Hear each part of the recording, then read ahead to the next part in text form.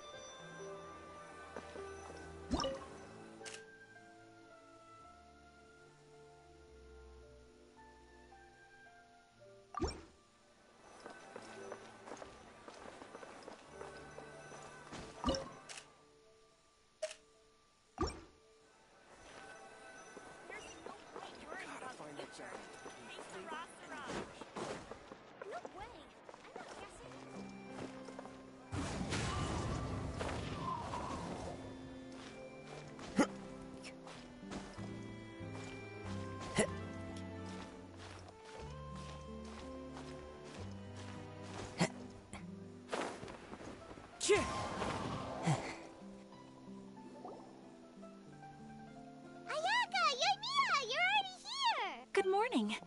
Xavier said yesterday afternoon went well. Yeah, and how about you, Ayaka? What were you up to yesterday? After we split up, Ayato went to see Udex Nervillette at the Palais Mermonia. I was originally thinking of going with him, but he said he could manage it himself. He told me to go see the sights around Fontaine and to enjoy the local culture. So I rode the aqua bus with Yoimiya and visited the opera house on Aranias Island. Yeah, you wouldn't believe what we saw there! 2 mechanical puppets that were dancing together! You've already seen them, right?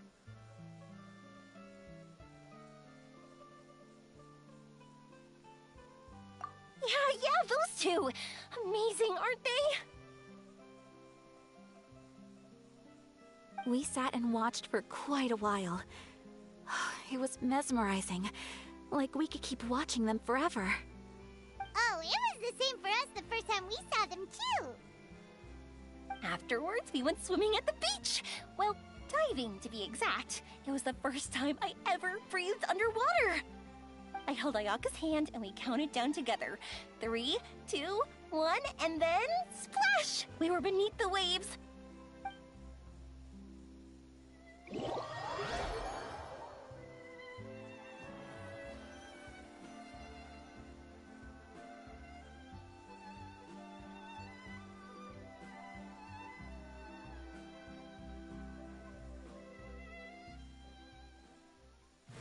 At first, I didn't dare to open my mouth.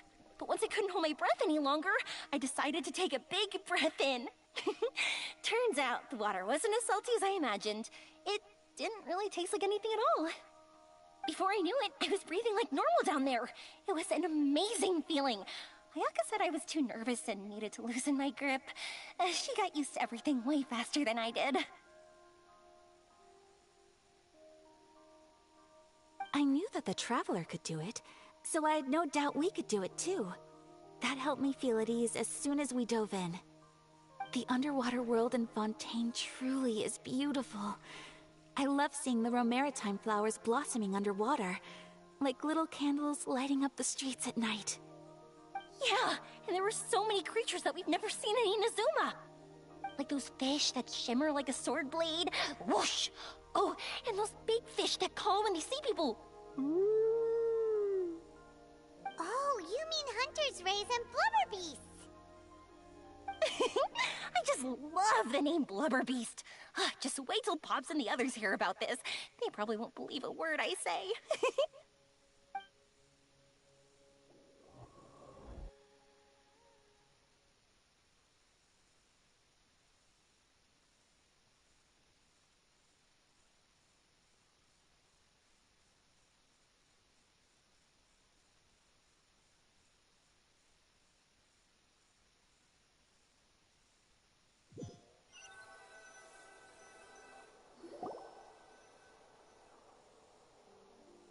Yoimiya was down there for quite a while.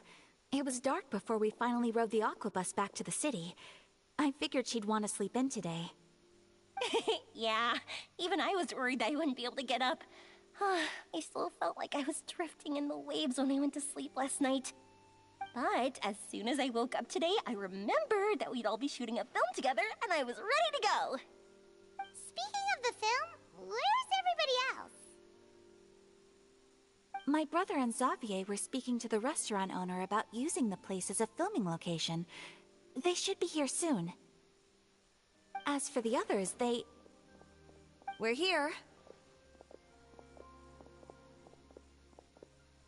Please excuse my tardiness. I just finished the Special Patrol's 6-mile morning jog.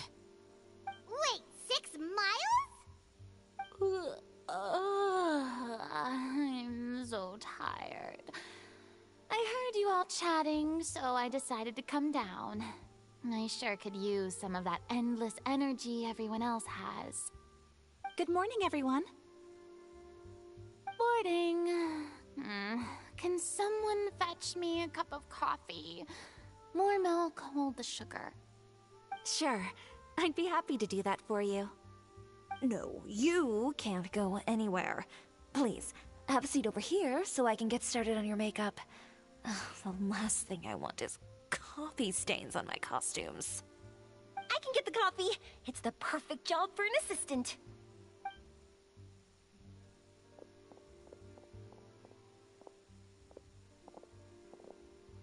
So much energy.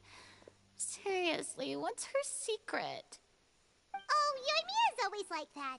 But you sure look exhausted, Farina. It's because you're not used to waking up so early, huh? Of course not. I spent the whole night reading the novel from cover to cover, marking sections that either need to be omitted or adapted.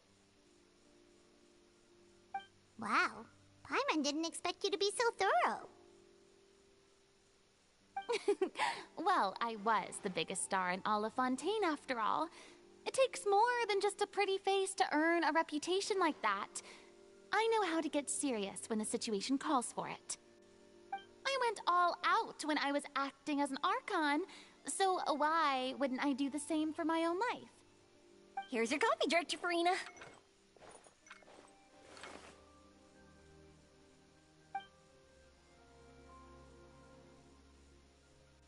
Oh, thank you. The sound of being called director and the aroma of coffee feels almost as refreshing as hearing the birds chirping in the morning. It seems everyone has managed to arrive on time.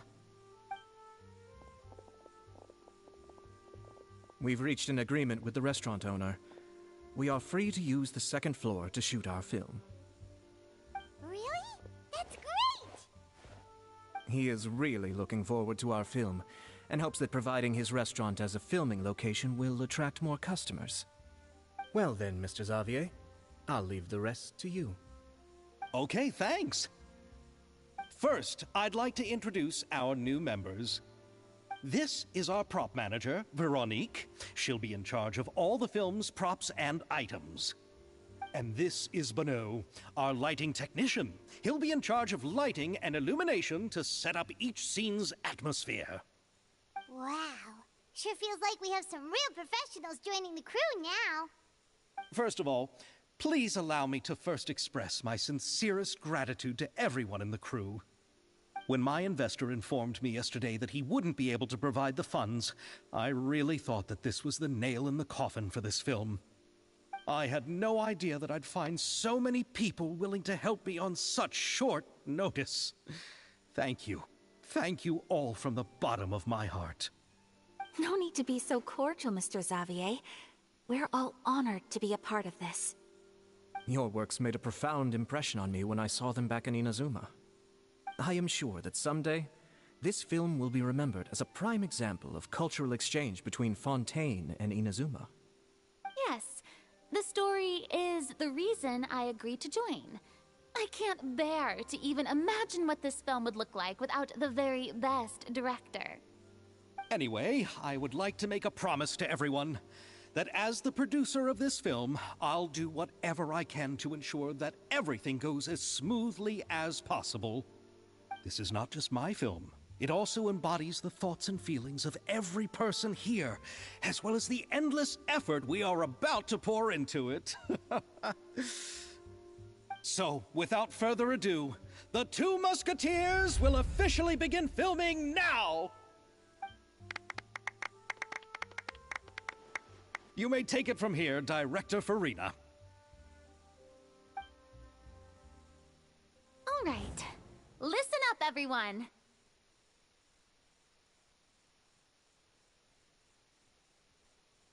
The first scene takes place when the two young musketeers are living at the Baron's home, still unaware of all that is about to happen to them. We'll need props and lighting to set the scene. Our lead actors can go get their makeup done, and extras, please take this time to go over your positions. Whoa. Seems Farina's really kicking things into gear as the director. Is everyone clear? I don't want anyone traipsing around the set like umbrella finches.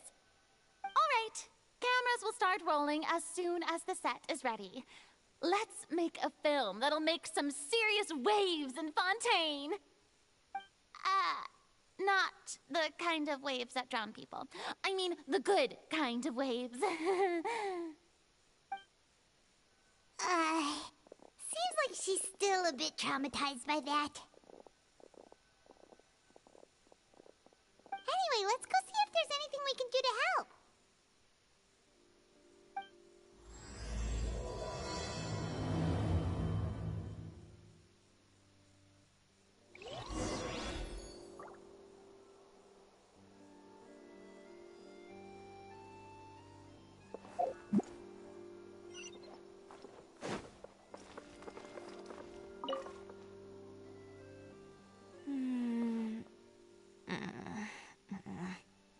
Ayaka has mentioned you to me before.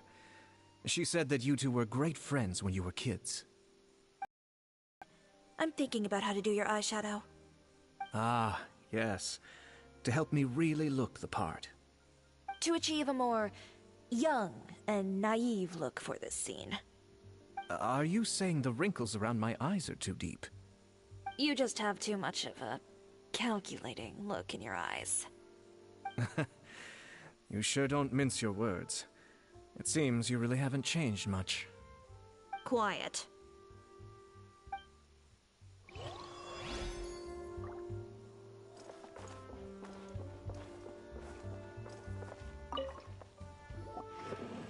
How about here? A little more to the left. You got it. Hey, Yoimiya, do you need a hand? No, I'm fine. You know, doing the lighting is kind of like designing a fireworks show. It's interesting to imagine what kind of atmosphere the lights will create. I heard that the Traveler will be operating the camera and Paimon will be the clapper loader, right? Those roles are just perfect for the two of you. Really? Is that because it'll be easy for Paimon to hold the clapperboard while flying? Well, sure, there's that, but that's not exactly what I meant. I just think that after all your journeys together, you two must have developed a super close bond and just naturally know how to work with each other. If I'm not mistaken, the director will want the cameras rolling as soon as the clapperboard goes clack.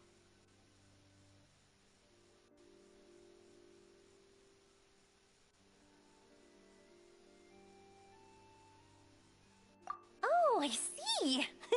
It's amazing to see the magic behind filmmaking. Yoimiya, we need lights over there, too. Oh, on it! I've got to get back to work. Chat with you later. Oh, it's exciting to see so many people working together to bring the film to life.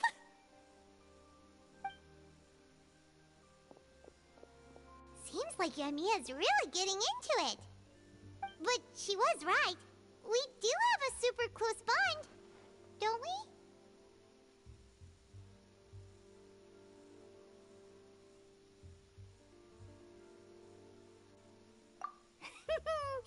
Paimon's really happy to hear that.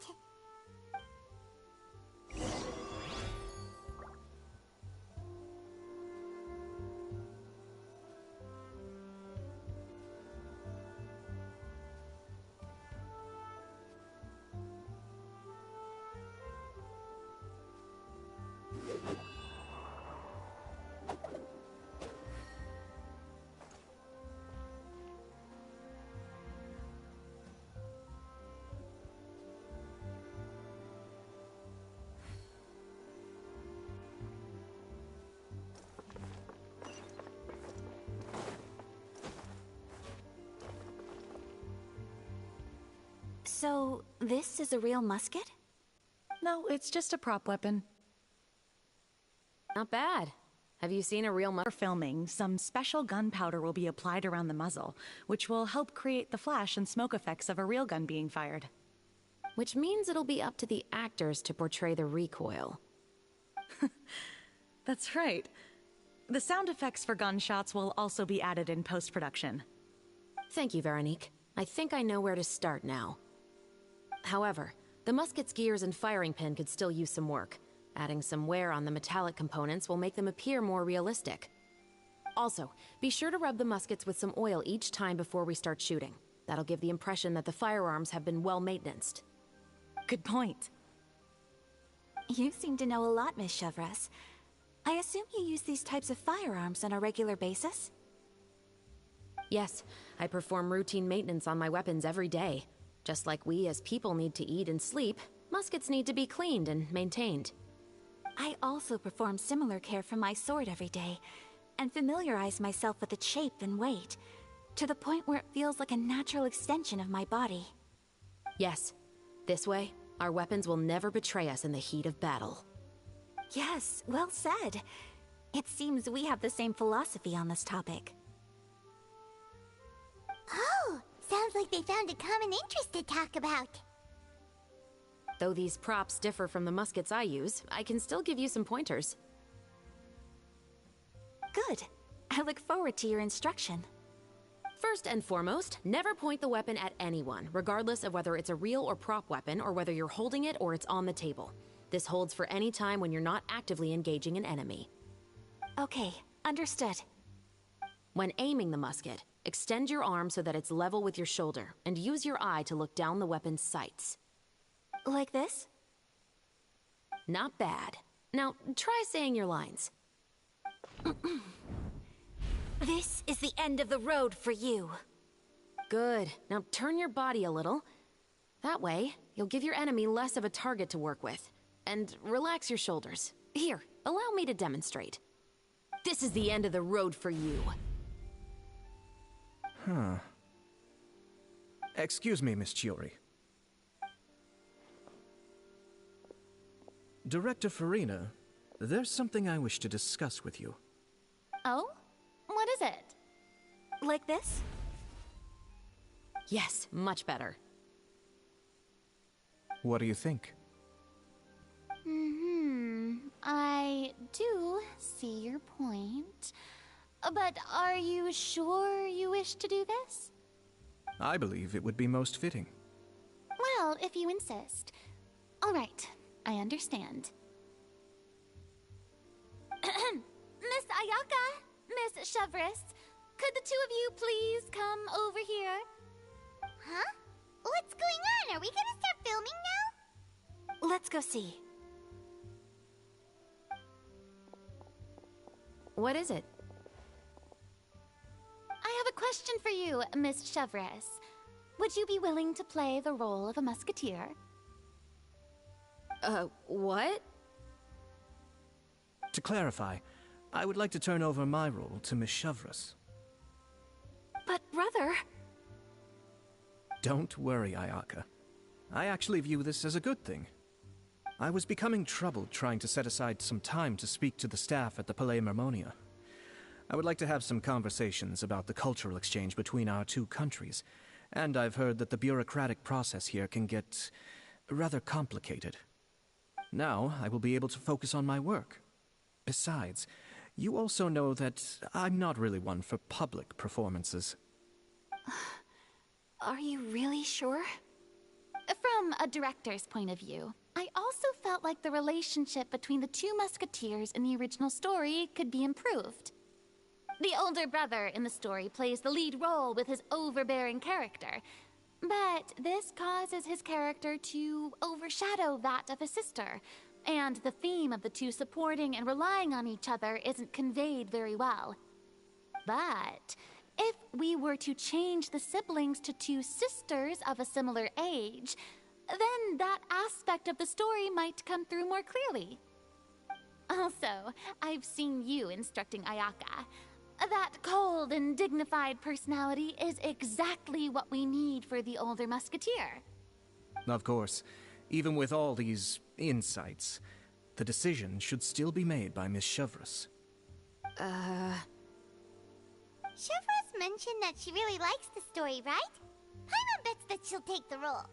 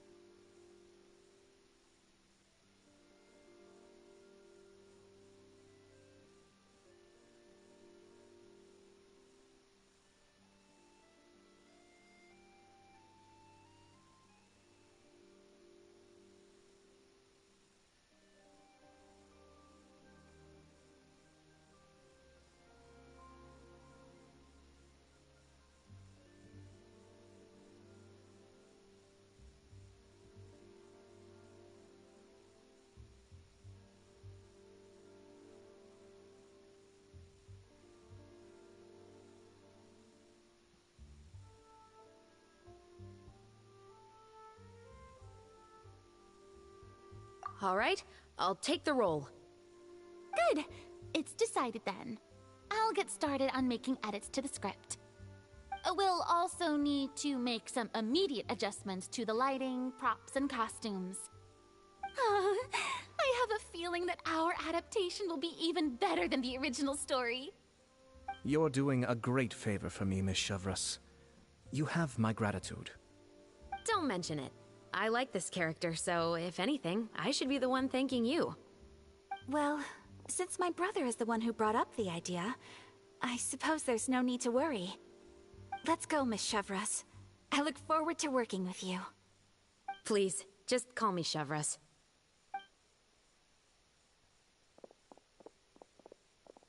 Seems like you're really going out of your way to solve the problem I was having with your makeup. Surely you jest, Chiori. I assure you that I was mostly motivated by a desire to spend more time on formal business. Oh, come on. You really think I'd buy that? According to what I've heard from Ayaka, her brother is someone who can juggle 10 different matters at the same time. I'm sure you have other reasons for backing out. Perhaps.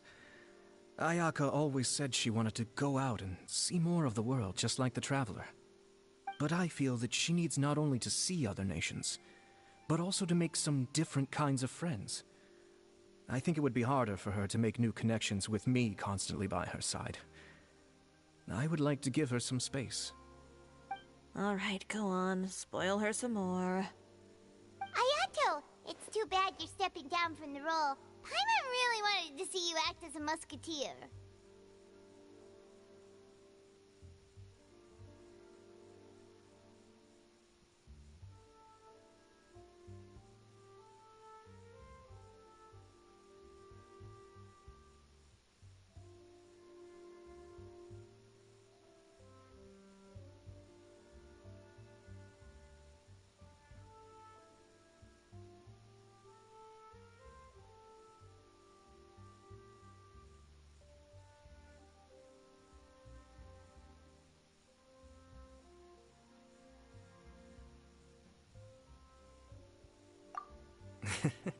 No need to poke fun at me. I'd wager that you also felt that I wasn't the best candidate for the role. It's a little hard for Paimon to imagine you saying those lines.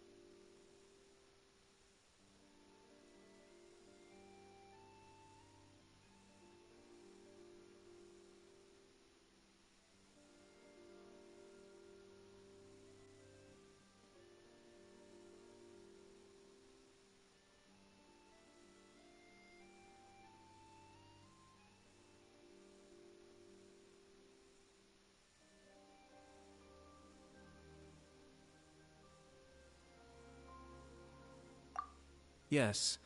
I've made an appointment to meet some people from the Palais Mermonia. Now, I will have some more time to prepare. Traveler, get the camera ready. Paimon, get the clapperboard. Actors, to your positions. We're about to start shooting the first scene. Go on now. And please take good care of Ayaka. Yep, don't worry.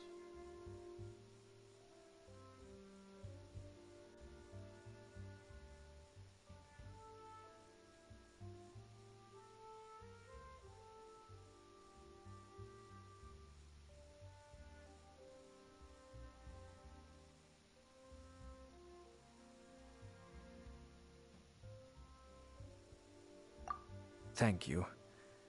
I look forward to seeing the film when it's finished.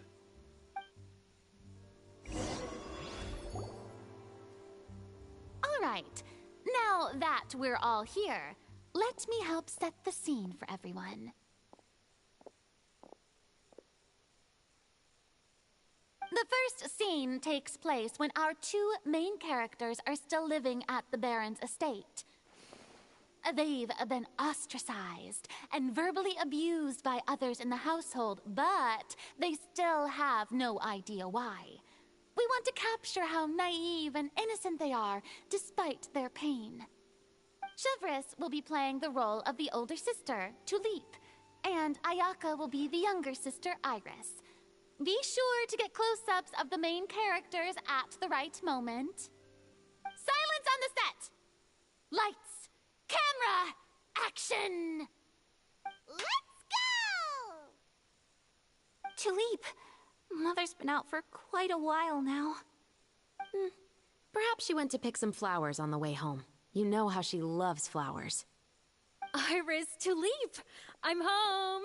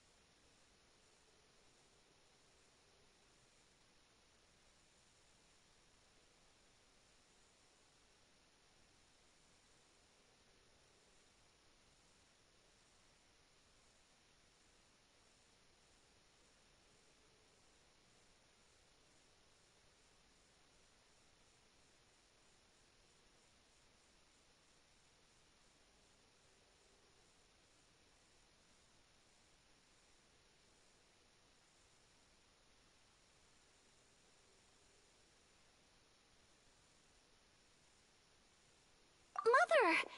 You were out for so long, we were beginning to worry about you. I'm sorry, but I'm back now, safe and sound. Here, I brought your favorite treat, apple turnovers. Mother, what are those bruises on your hand? Huh? What bruises? Oh, I must have bumped into something while I was working yesterday. But I didn't notice them this morning. Then perhaps they're from when I accidentally tripped when I was out just now. By the way, did you have fun playing at home? What's the matter, Iris?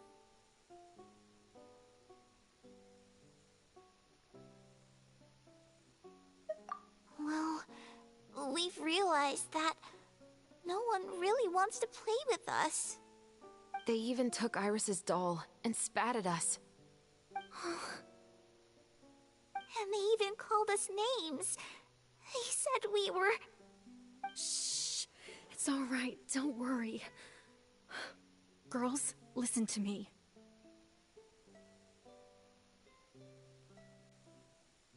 It doesn't matter what anyone says. Don't listen to them. No one can define you with such words. You both have wonderful lives ahead of you. Just like your names. You will both blossom like beautiful flowers. Maybe your time to blossom hasn't quite come yet, but one day, you two will bloom more beautifully than anything else. Don't let the soil you're in now ruin your future beauty.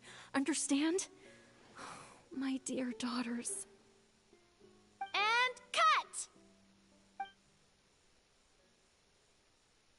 Not bad. The actor's emotions were all on point. Let's keep that take. Also, if our clapper loader could avoid shouting at the start of the scene next time... Oh, got it. Great. I was a little worried that my nerves would get the better of me. What about you, Chevros? I felt fine. The lines weren't too difficult at all. Seems like Farina must have adapted the role nicely. You two were great. I couldn't tell it was your first time acting in a film. You should have more confidence. Thank you for your encouragement.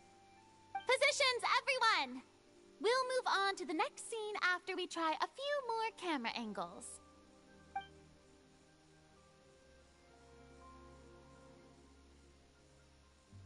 This scene is when our two characters return home, only to discover their mother has been murdered. Ready? Lights! Camera! Action! Mother, we're back. Mother?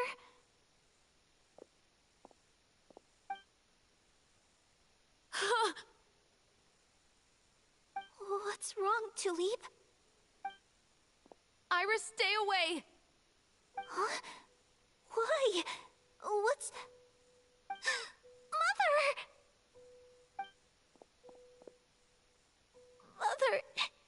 She's...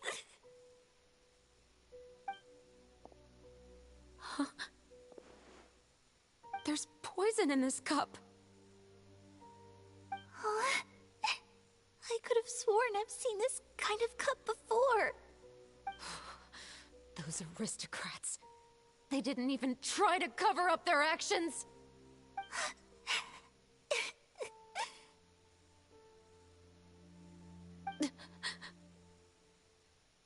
Iris, we need to leave this place.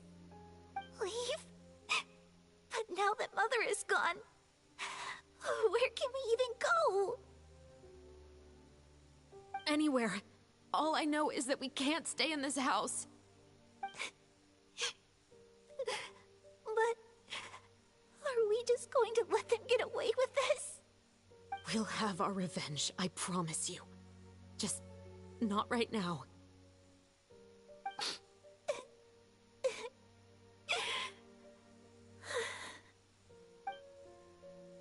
Come on, let's go. No, wait.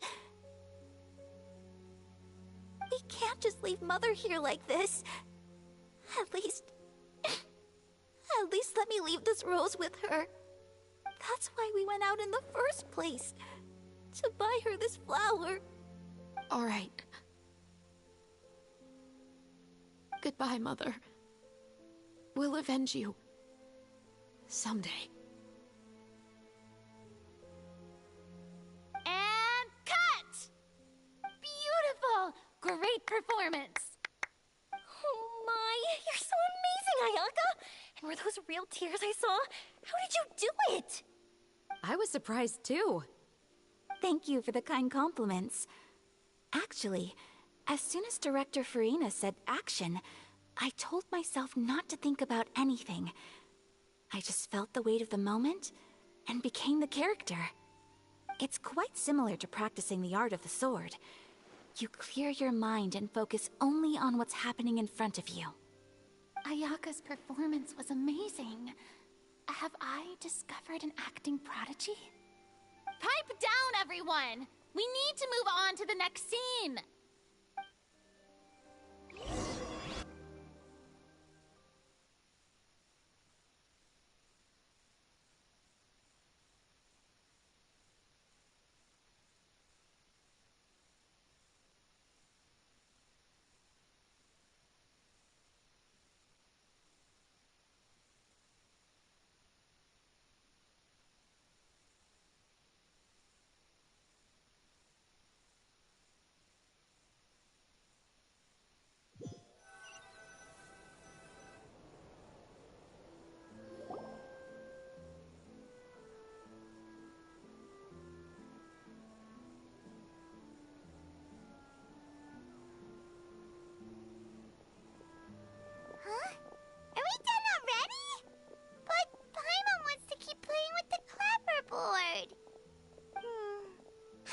Traveler. Is your arm sore from holding the camera all day?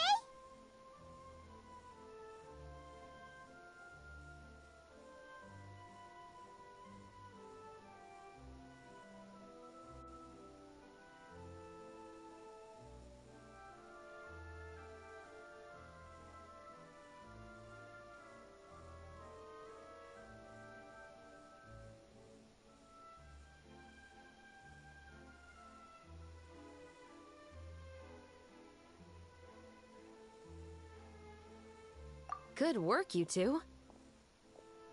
You too, Shivers. You were quite the actress today. I've read this novel many times before. I have a good grasp of my character's mindset. Anyway, do you remember my request from yesterday? Oh, right! We were having so much fun that Paimon nearly forgot! You have a case where the murders seem really similar to the cases in the novel, right? So, how are they similar exactly? In the story, the main characters grow up to become two musketeers, always using their guns to carry out their revenge.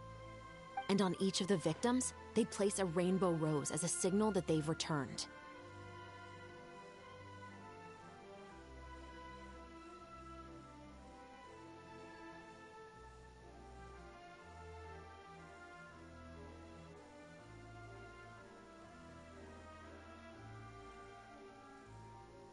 Yes, that's correct. We found rainbow roses just like in the novel. Seems like you're connecting the dots now. Oh, that does sound pretty concerning. Especially after seeing the script today. Ooh, now Paimon can't stop wondering what kind of ulterior motive the murderer might have. What do you think, Traveler? You're smart. Paimon wants to hear your thoughts.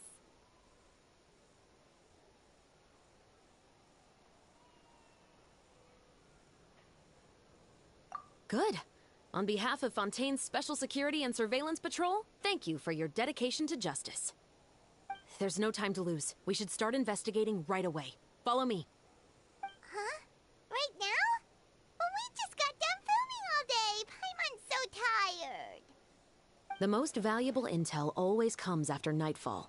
They are like small, remote islands in the middle of the sea.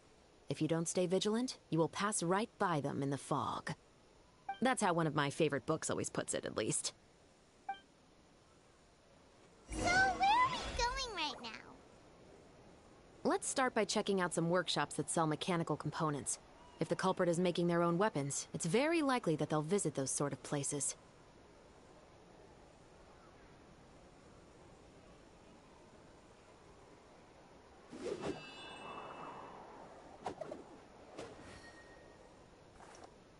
We cannot just rely on the ocean's self-cleaning ability.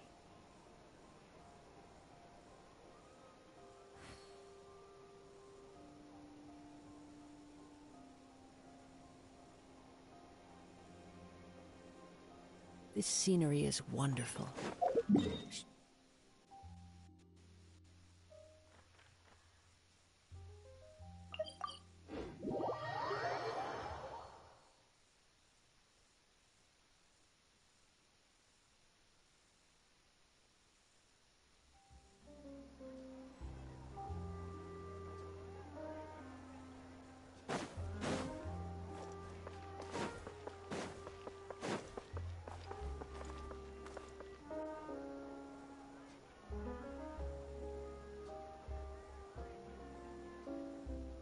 Time itself is a silent song.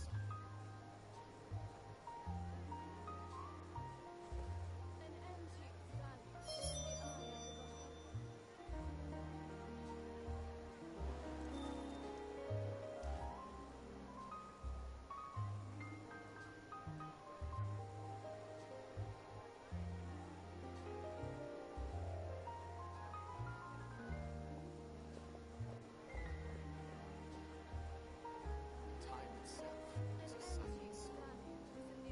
There are leaves around, and I know just the tune to accompany them, if you wish to hear it.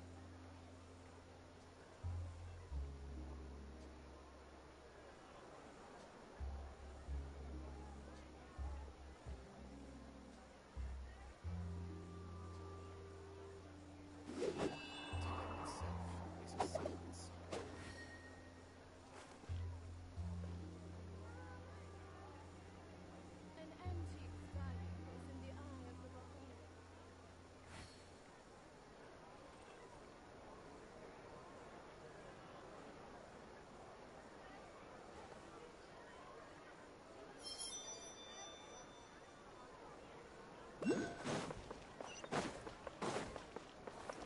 Time to go.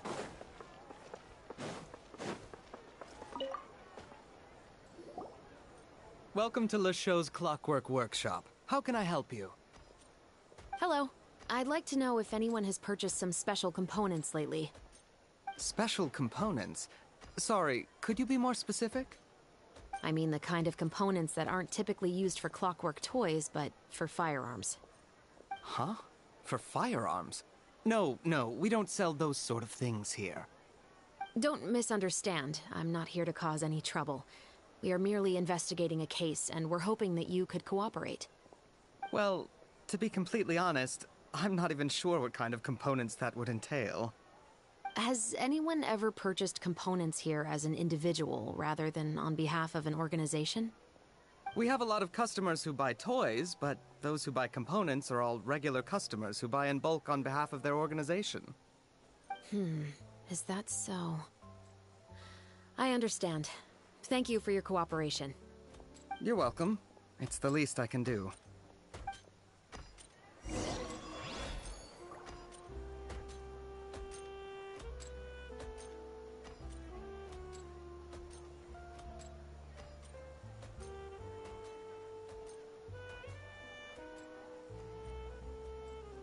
This scenery is wonderful.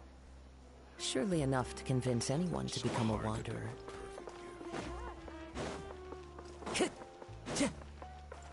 Time to go.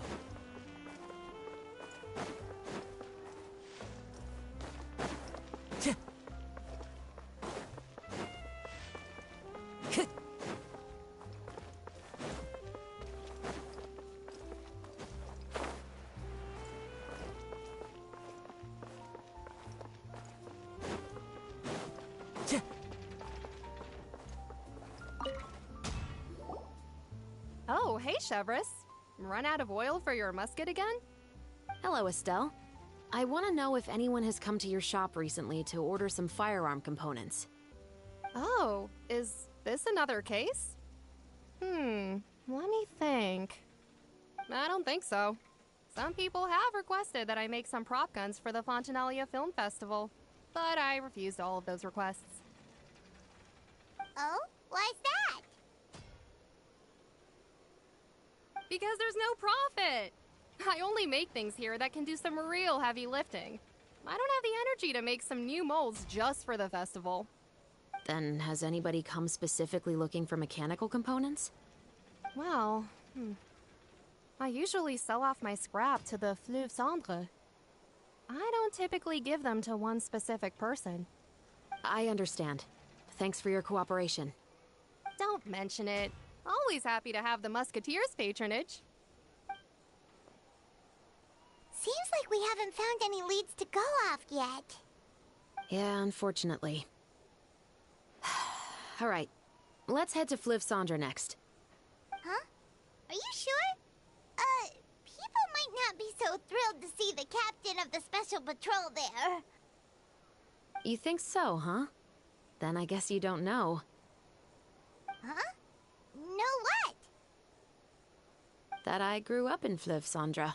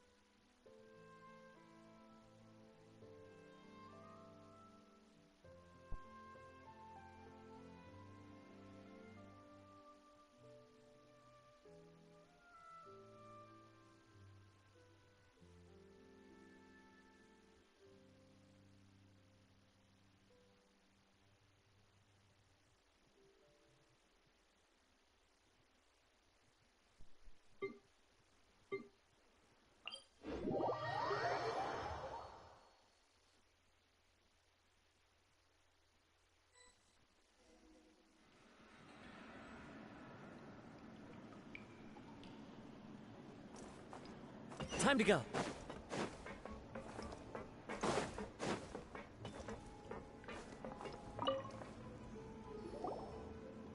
Hello, I'd like to ask some questions. I don't know anything. Don't worry, I'm not here to arrest anybody. You say that now. It's the truth. Here, take this as my guarantee.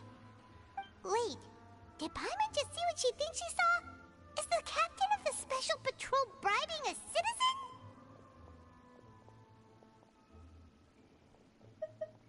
Seems you're different from the other guards. What do you want to know? Have you heard anything related to muskets in Fleuve Cendre lately? Anything at all? Muskets, huh? All I know is that about 2 weeks ago, we started hearing some loud noises at night. So loud that it's been waking me up. Were they gunshots? Possibly. It's hard to tell around here. Someone's house collapsing, a pipe exploding somewhere, it's all the same. But the noises I'm talking about definitely happened after I fell asleep. Do you know where the noises were coming from? I don't remember clearly. Is it that you don't remember, or that you need to think about it some more? You tell me.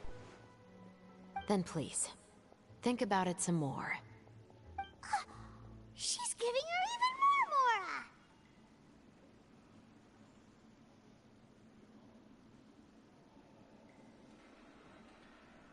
The noises came from the end of the Southern Waterway.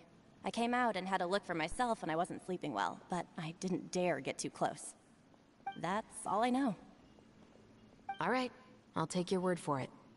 Thanks for the pâte de fruits.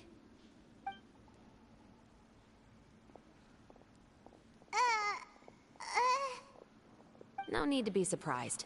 I grew up here, remember? I know how to get people around here to talk.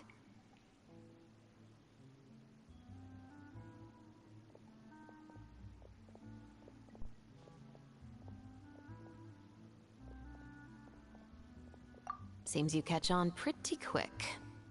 Now then, let's keep going.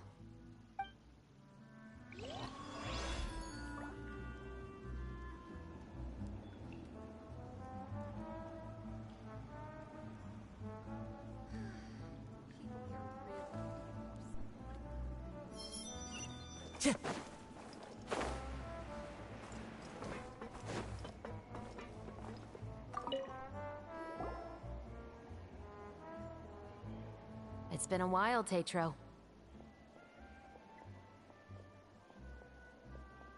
Please, just get on with your request. I want to know if you've heard anybody talking about muskets lately.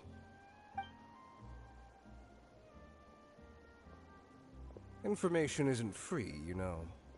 I've heard that bandits have been extremely active in the countryside recently, and they've been affecting the delivery of goods to Poisson.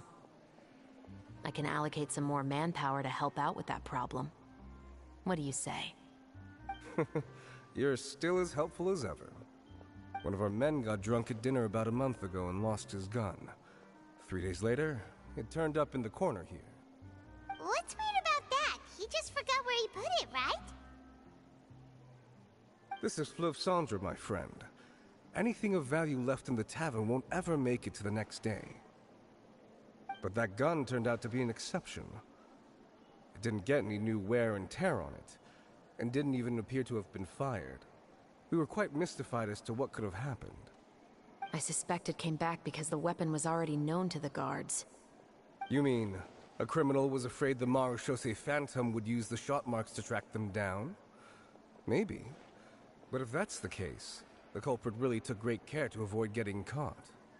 I didn't say anything about a criminal. In Fleuve Cendre, knowing who was killed is as easy as knowing what clothes you're wearing today. It's the guy living in the east side, isn't it? I've never liked him. Every time he's here, he just orders a drink and sits there with a nasty look in his eyes. So, who was the one who lost the gun in the first place? Don't bother. Even if you asked, he wouldn't admit to owning a gun to some strangers. Not to mention the captain of the Special Security and Surveillance Patrol. He's right. I know you grew up here, Chevres. Even though you're on good terms with the Spina, you've still been gone too long. Not many people know you here now, and a lot of people don't like the Special Patrol. I know. So take my advice and don't show your face too much around here. It's for your own safety. I'll come and go as I please, and I'm afraid I'll be appearing more often due to my work.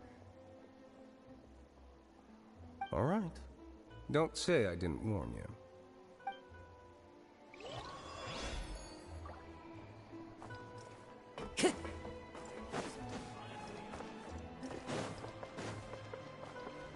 Into the wind.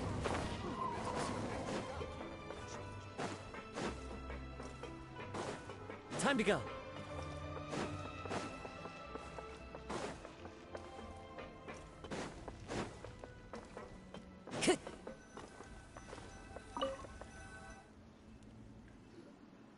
What's all this? Some broken planks and barrels, as well as some liquor bottles? Yes, but have a closer look, Paimon.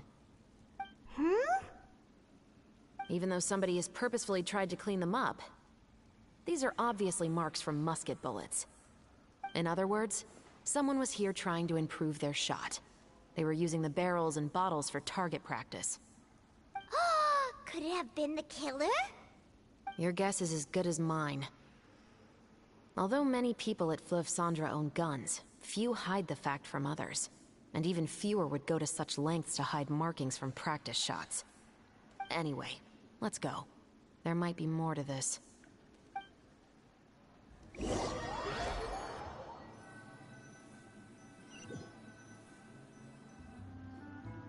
Seems like that's all we'll be able to uncover for today. Paimon feels like we managed to learn a lot more here than up on the surface. Yes. Assuming that everything we found is indeed connected to our suspect, then their timeline was probably something like this. A month ago, our suspect found a gun and took it home to disassemble it. Once he'd figured out its mechanics, he brought it back. In the following weeks, he used some parts to create his own makeshift musket, and took it to the Fleuve Cendra for target practice. Then, a few days ago, he found his target and carried out the murder. Once the deed was done, he left a rainbow rose on the body, just like the scene in the novel. That all makes sense to Paimon, but we're still no closer to figuring out the killer's identity! The deceased was a resident of Fleuve Cendra. It's said that he was a poor, solitary man.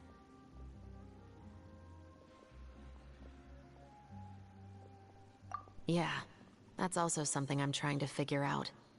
If we are indeed following the novel, and there's a story behind the murder, then this murder should be an act of vengeance. But according to our investigation, the deceased didn't have any enemies. He was no saint, but no one's heard of a rival who hated him enough to shoot him dead. Much less care to leave a rose on his body. What message is the killer trying to convey? And to whom exactly?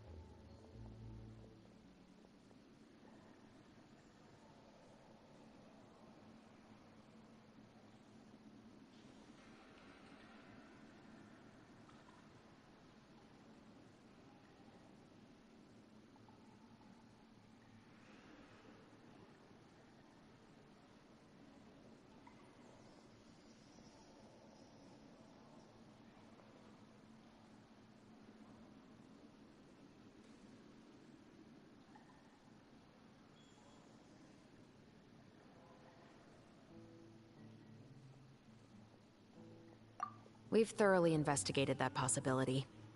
He claims to have spent the whole day at the Opera House on the day of the murder, and the staff there have confirmed his account. Okay, so he has an alibi. Not only that, he lacks a credible motive as well. He has a family of his own, and both of his parents are still alive. I've looked into his records. He was adopted at the age of 6, and all the proper procedures were followed. There are also records of him at an orphanage before then. In the story, the mother of the 2 musketeers was murdered after the children turned 10. Of course, he could have changed the children's ages, but I don't want to assume anything without evidence. More importantly, I've also had a chat with him in person. He didn't seem like the kind of person who would pull the trigger to kill a man. Then, what should we do now? We have all this new information, but it doesn't help us move forward. Investigations take time. I didn't expect us to catch the culprit in just a single day. How about this? Let's spend the next few days filming with the crew. We can continue the investigation once we're done with the film. I'm sure that given time, new leads will present themselves. Wait, but weren't you saying Intel is like small, remote islands in the middle of the sea just a moment ago? Wouldn't you just miss them if you were to stop looking? Ah, but the book had more than one reference to the islands, Paimon. Oh? What else did it say then? As long as you spend enough time sailing through the fog, you'll eventually come across an island.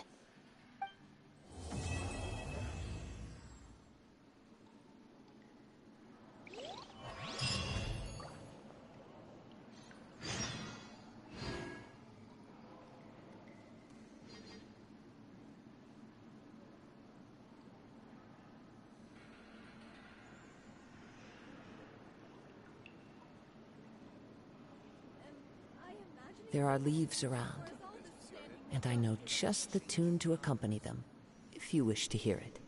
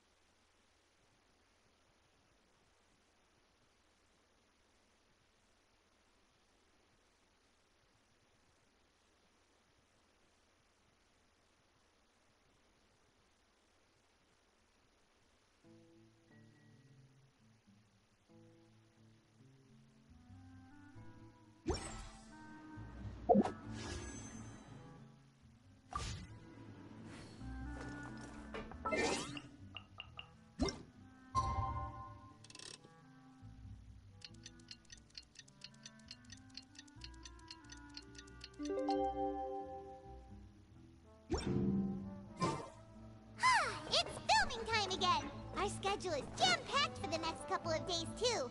We've got so many different locations and sets to...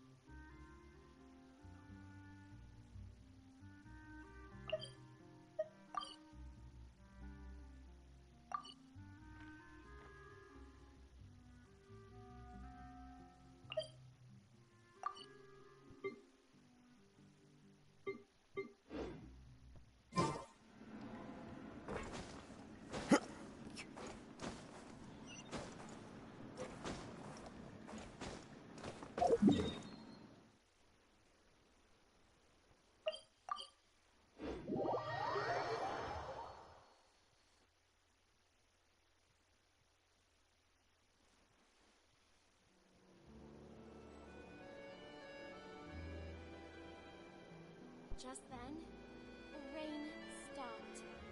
Or should it keep raining?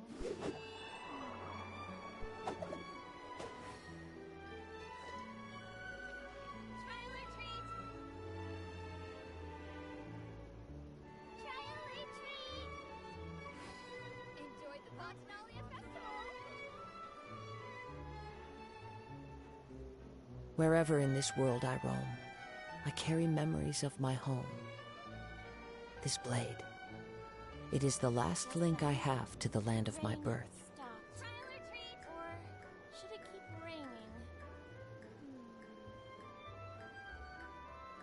Trial or treat! Enjoyed the Fontanalia Festival! Trial or treat!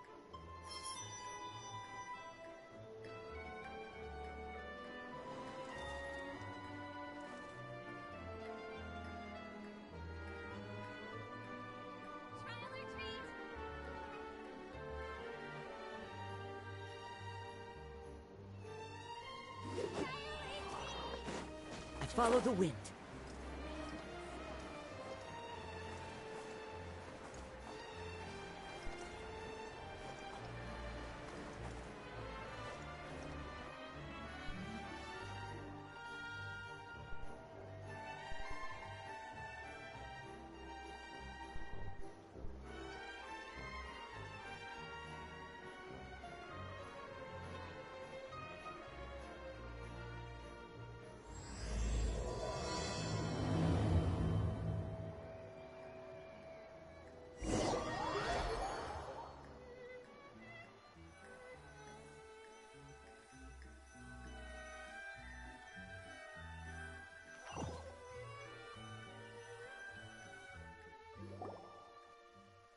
Good work, everyone! We're looking to wrap with our two main ladies today. I can already smell our success. What do you mean, looking to rap? Oh, aren't you the expert now?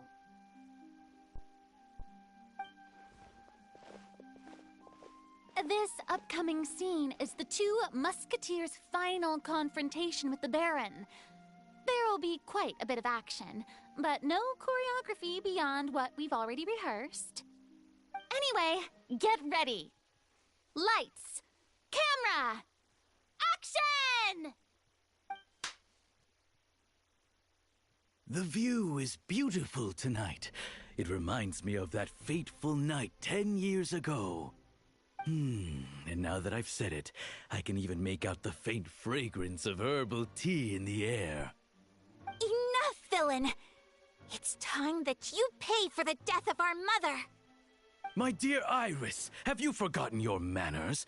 How can you speak like this to your own father? I'd sooner swallow all of my teeth than call you father. What did I expect? Seems the daughters have turned out to be just as obstinate as their foolish mother. In this world, Mora and status is everything. She thought she could blackmail me using her children and force me to grant her recognition and concessions? Ah, how naive can a woman be? Mother never asked a single thing of you. All she wished was for us to live a peaceful life, just like the others. It was you who personally brewed the poison of prejudice and sent Mother to her death.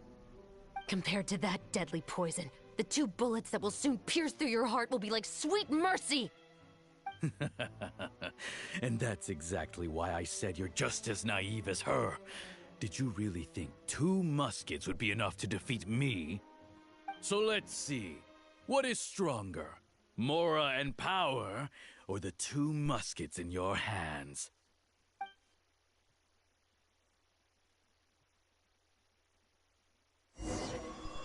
Get them! Tulip! There are too many of them! It'll be okay. We'll cover each other, Iris. And Mother will be watching over us, too.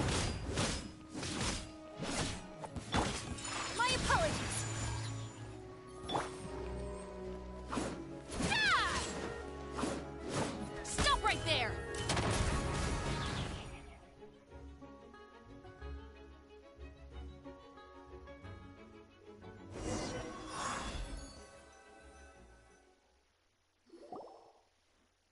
You've lost. To think I'd lose to my own 2 kids. We are no children of yours, and we'll never call that place our home. Then tell me, what did you do all this for? You lost your mother, and will soon kill your father as well. What will you gain in the end, other than sentences for your crimes? We will gain our long-awaited justice.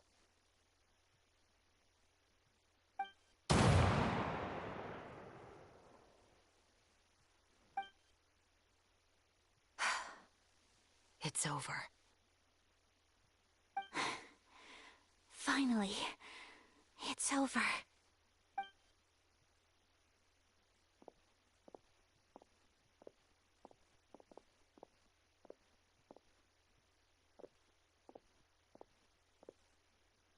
So, where will you go now, Tulip? I'm not too sure, Iris.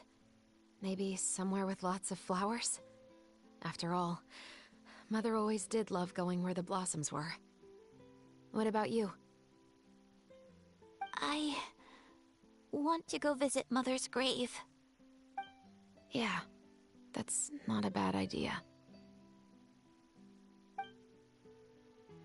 Huh? Tulip, look! What is it? It's Mother's favorite, the rainbow rose. Look, it's blooming again.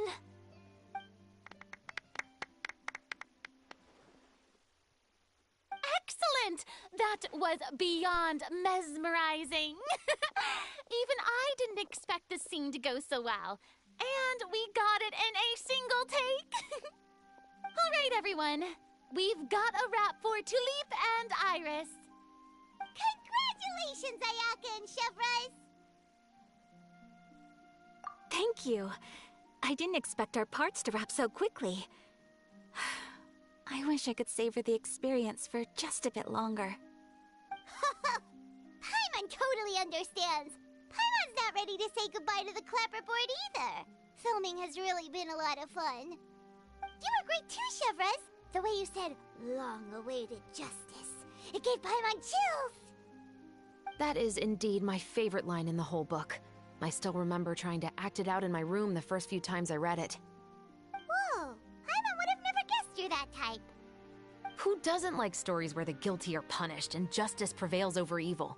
Don't forget, I'm the captain of the Special Security and Surveillance Patrol. Captain, I have something urgent to report. Please excuse me, everyone. I'll be back in just a moment. It's okay, don't worry about us.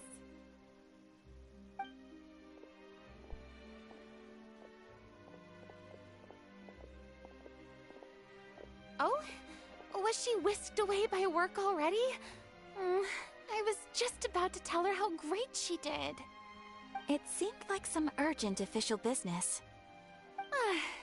Then perhaps we should thank the stars that we were able to wrap both of your parts so quickly today. Switching around the filming schedule would have been a real pain. Anyway, I actually came over to let everyone know that we're all done for today. You can go home and get some rest. And one last thing, Miss Ayaka. Your acting skills today were immaculate as always. Are you sure you won't consider taking up full-time acting? See, I just happen to know this great troupe that's still looking for a lead actress. Thank you for your kind words, Director Farina. Unfortunately, there are still many matters that I have to take care of back home at the Yashiro Commission. I cannot remain in Fontaine to pursue an acting career. Nevertheless, I will make sure to treasure this incredible opportunity in my heart. Oh, that's a shame, but I understand. Just let me know if you ever change your mind.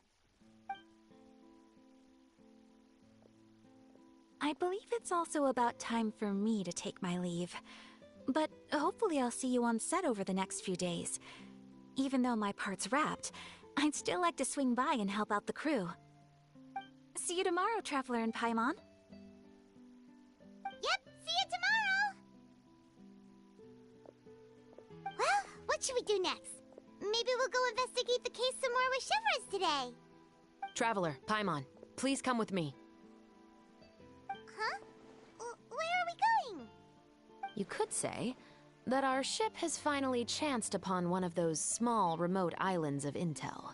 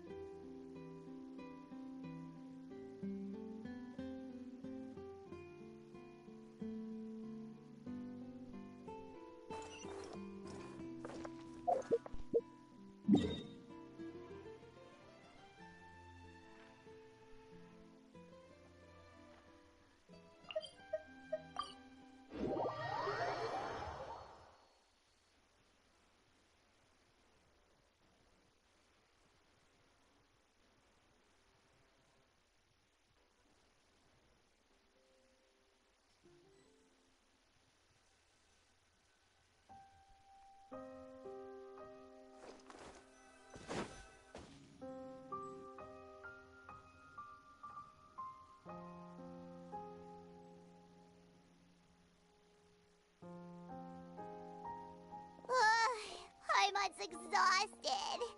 Paimon definitely didn't expect having to float this far after a full day of filming. So, Chevres, why did you take us here?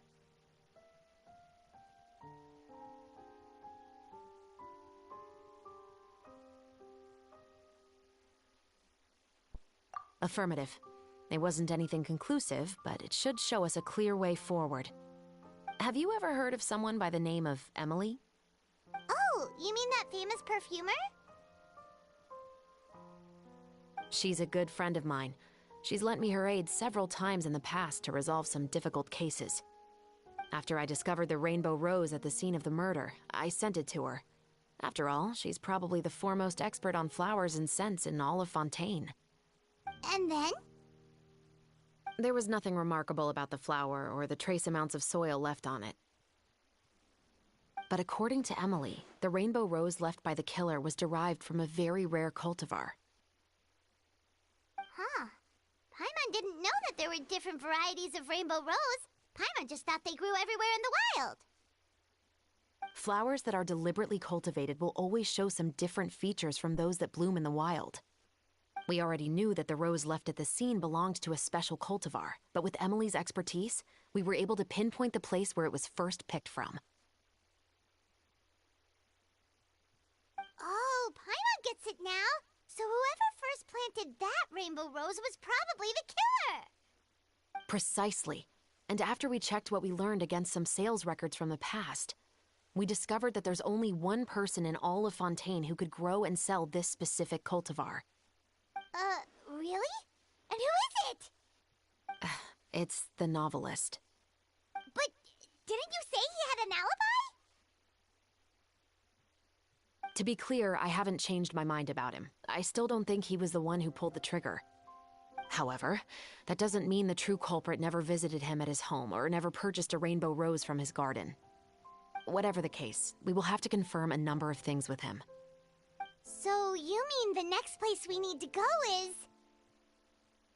Yes, we're going to pay him a visit at his home.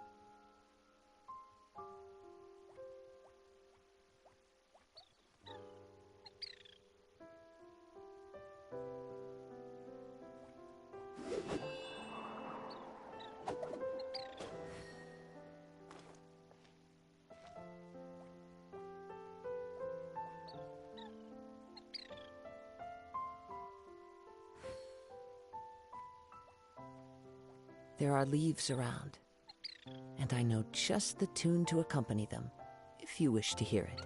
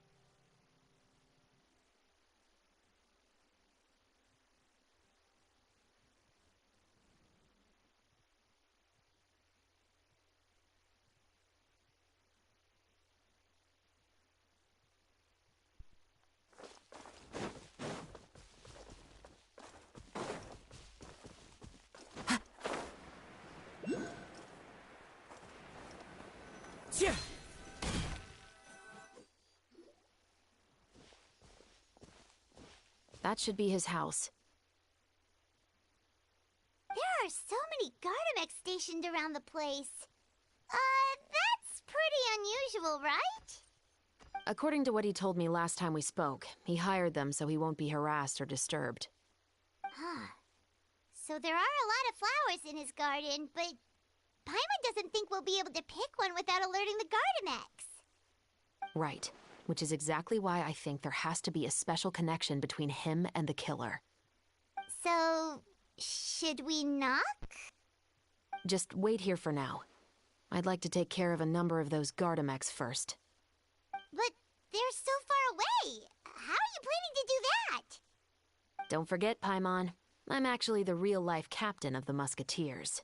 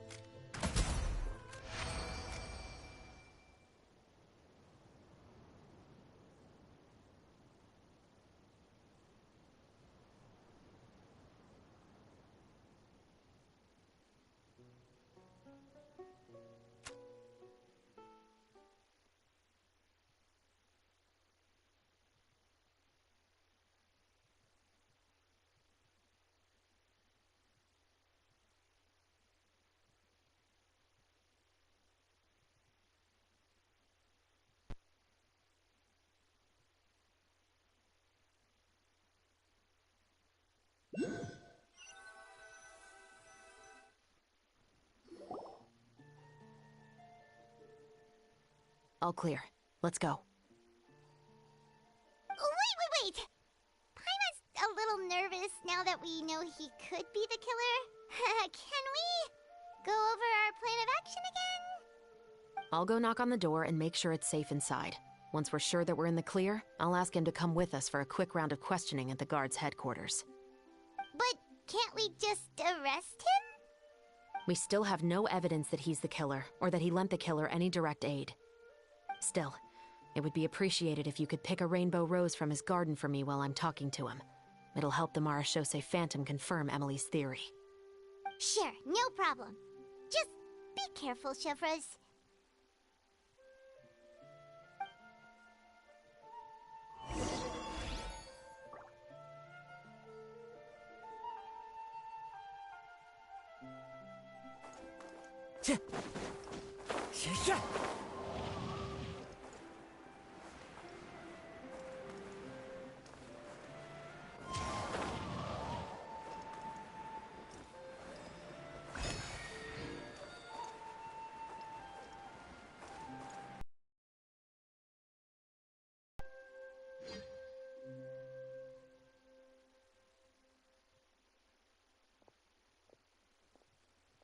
Excuse me, Mr. Baptiste, are you home?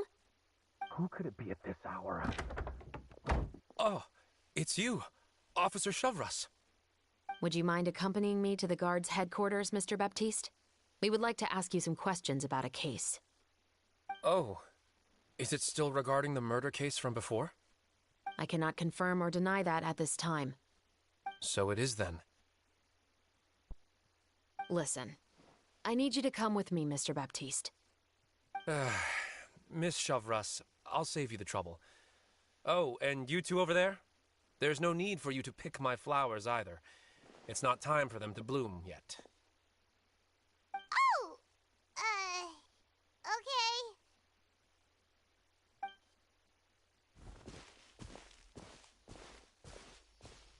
By saving me the trouble, you mean... I will confess. I was the killer. Huh? He just admitted he's guilty! Please relax, everyone. I'm not armed. The musket you're looking for has been buried in my backyard. Then it's my responsibility to inform you, Mr. Baptiste, that everything you say right now will be used as evidence for the inevitable trial. Yes, I am perfectly aware of that. I must say, I hate this feeling. Oh? Is it because I confessed? Or because you've been proven wrong? Both, I suppose.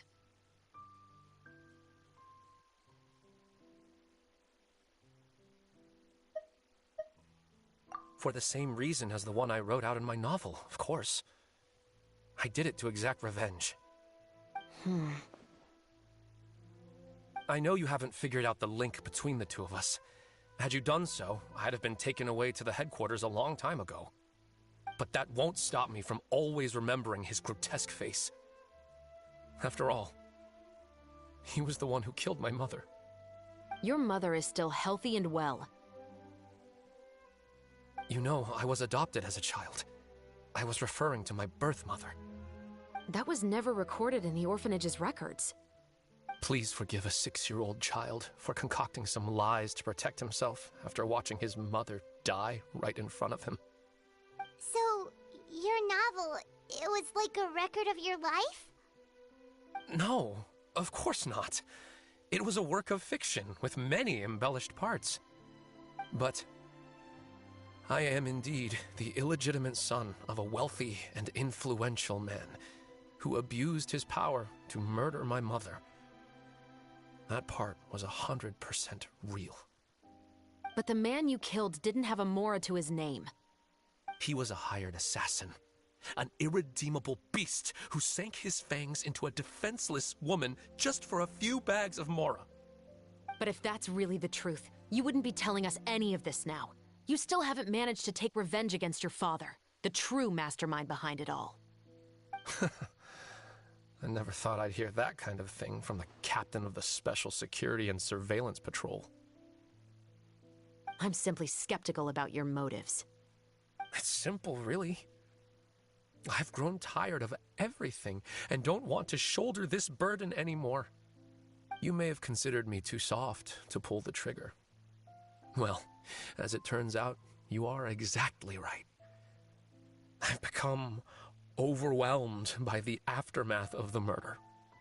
So you're going to call a stop to your revenge, just like that?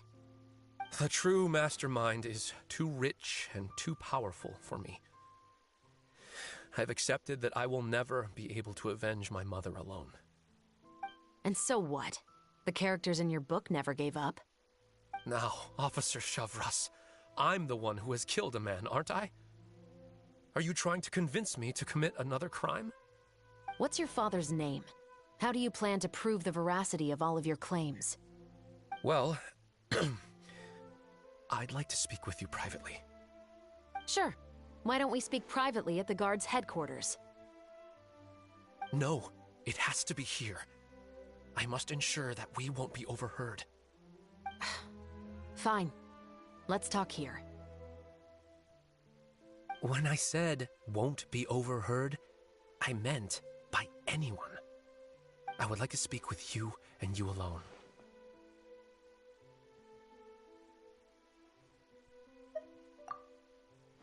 Thanks. I appreciate it.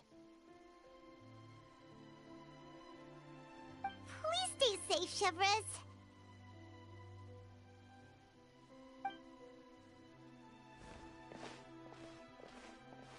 All right. Let's hear it.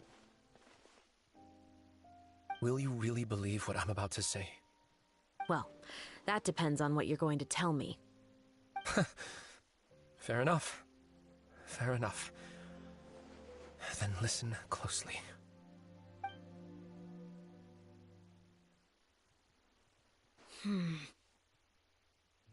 So that's how it's all connected.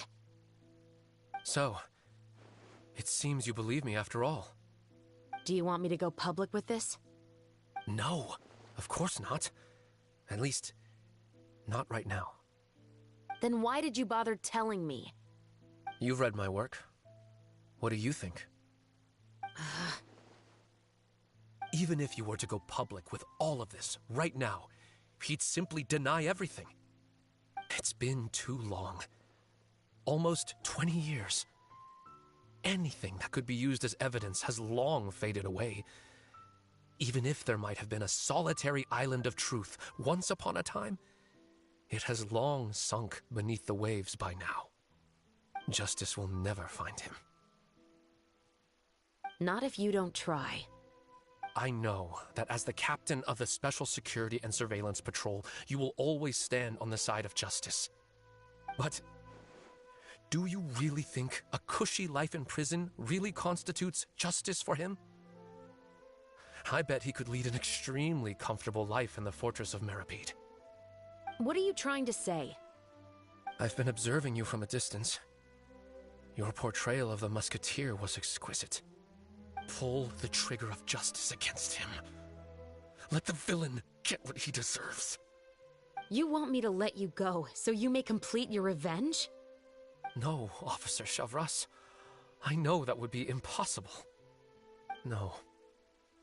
What I'd like is for you to perform the deed on my behalf. Oh, Shivra sure is taking her time. What could they be talking about anyway? Oh, Paimon's worried. What if he decided to attack her?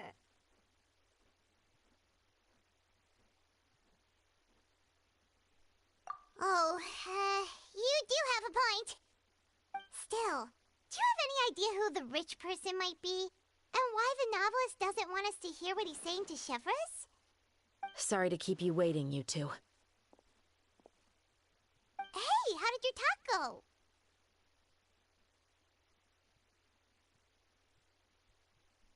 I've already sent someone to escort Baptiste back to the headquarters for questioning. He wasn't lying about the musket. It was indeed buried in his backyard. But what about the name? Did he tell you the name of the rich guy? Yes, he did. But for now, I have to return to the Special Patrol. There are still a few loose ends I need to tie up.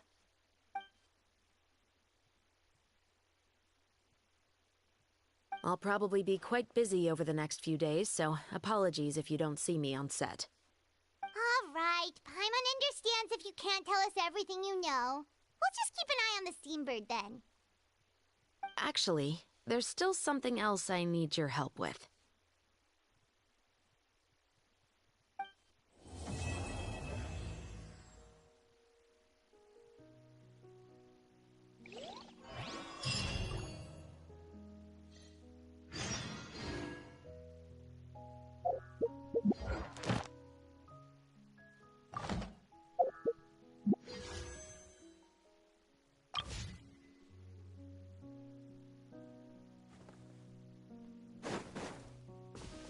Time to go. Another test subject. The wind knows me. Settle down.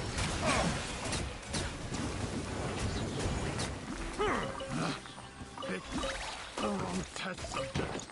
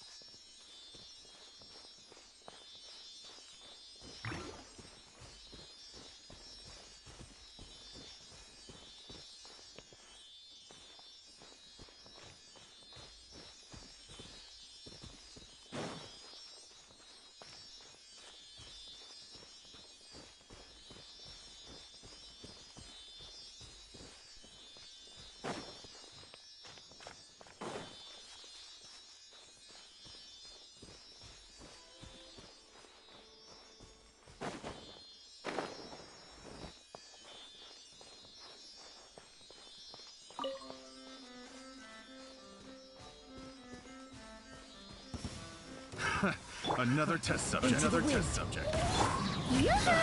Silence! Picked the wrong test subject.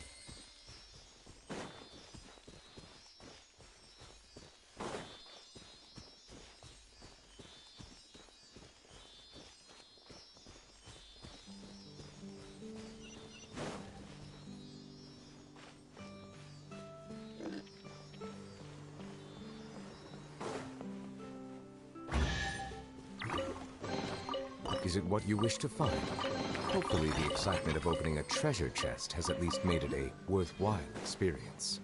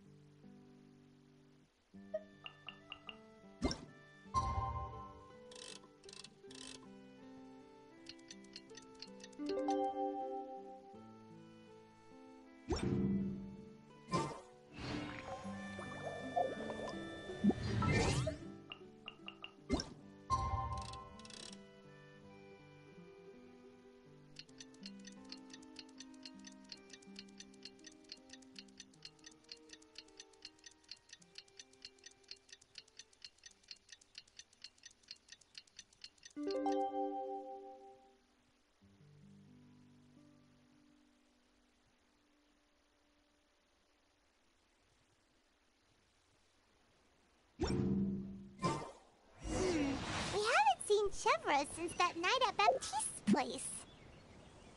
Well, guess there's no point in worrying about it now. Let's go join up with the others.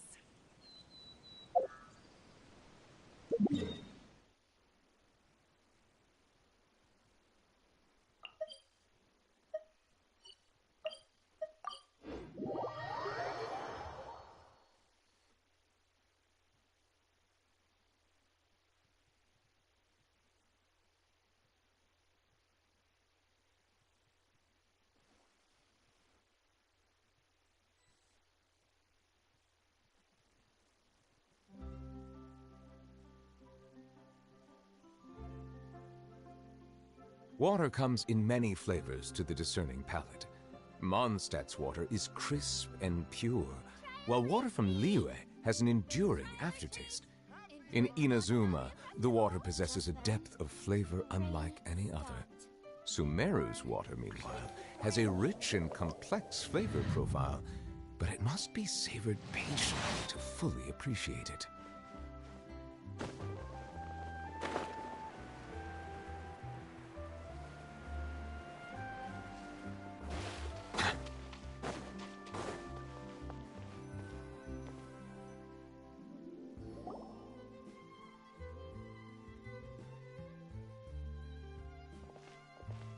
Good morning! Hayaka and I were just talking about you. Is Chevra still not joining us today? Probably not. We haven't seen her either. Huh? That's such a pity. Director Farina said that we've only got a few small scenes left before wrapping up the entire thing. She even said that she'll get me into a couple scenes, so everyone will have a chance to shine in front of the camera. We were also planning on having a victory feast once we're all finished filming. You can join us, right?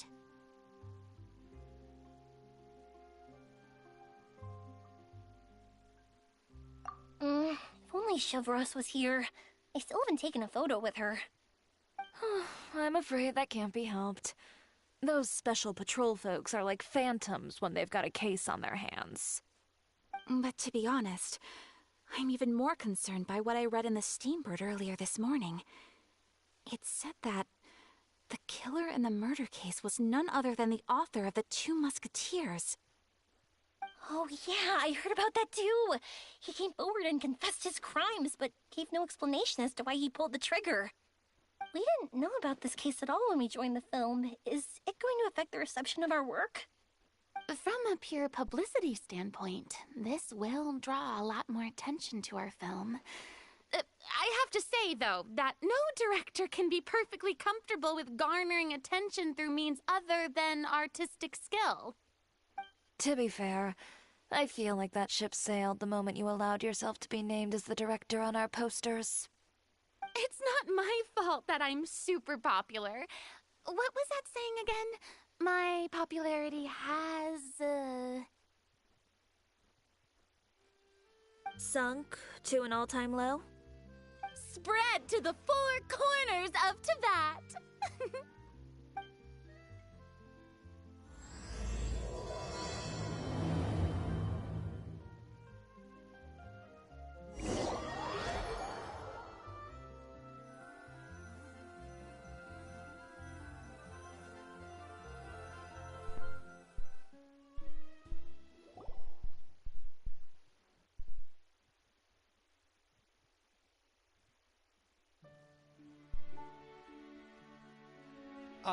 Excuse me, everyone. Xavier! Feels like it's been ages since we last saw you. I've been talking non-stop with the Film Association, and I'm absolutely swamped trying to coordinate the film's marketing. So forgive me for not being around more often, but please believe me when I say that I will make sure everyone's hard work gets the exposure it deserves. Oh, seems like you've been fighting your own battles. Yes, that's one way to put it. Oh, and before we begin the final round of filming, please allow me to finally introduce you to the original investor of our film, Mr. Morris. A pleasure to meet you all. Yes, glad to make your acquaintance, Mr. Morris. We've heard about the issues you've encountered with your financial situation. and genuinely hope that things have taken a turn for the better. Oh, well, the situation has indeed improved somewhat. Don't worry, Mr. Morris. Accidents and last-minute challenges happen all the time. There's no need to blame yourself over it. The good news is that we're almost done filming now, and I would even say that this is the best story I've ever seen. Is that so? I see, that's great news. All right, now that we've gotten all the pleasantries out of the way, let's get this show on the road. We'll mostly be filming typical people and scenery from the streets today to improve the sense of environmental ambiance in some parts of the film. Oh, and there'll be a cameo for Mr. Kamisato and Miss Yoimiya as well. They'll be used to show outsider perspectives on the fates of the two musketeers. That's right. Ayato should be here any minute. Excellent! Then let's start with the scenery shots. Camera and clapper loader, you're up. Yep, we'll be ready. Remember, all we need are some wide zoom shots of the streets. If you happen to find some particularly lovely patches of flowers and grass, feel free to grab some close-ups of those as well. Ready? Lights! Camera! Action! Okay, now move the camera slowly. Try to focus on that flower. What's wrong? Just adjust the focal length a bit. Something the matter? But wasn't it working fine for all the days before? Veronique, can we try a different camera? No problem. How about this one? All right, let's give it another try. Lights! Camera! Action!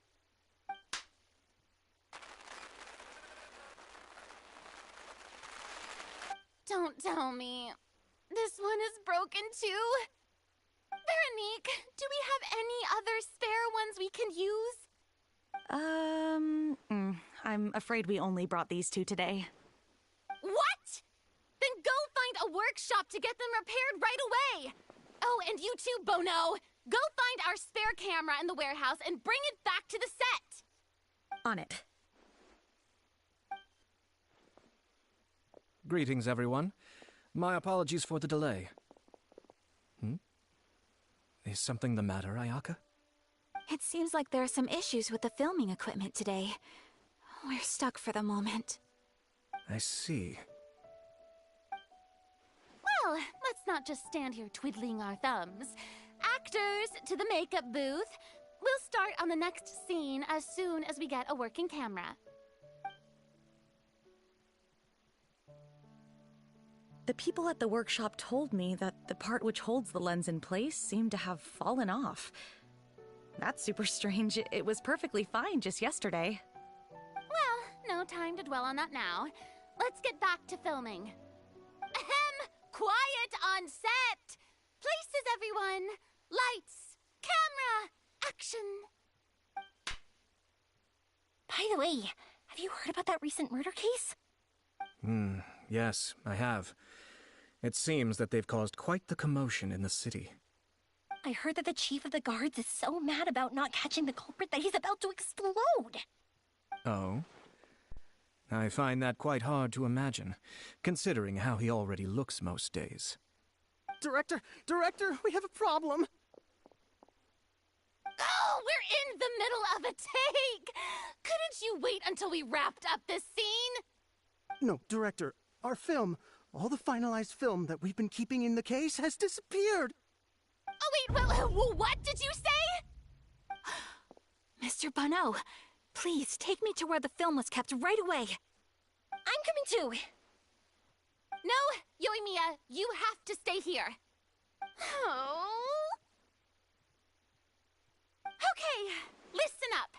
Everyone who's not working on this current scene can go with Bono to look for the film.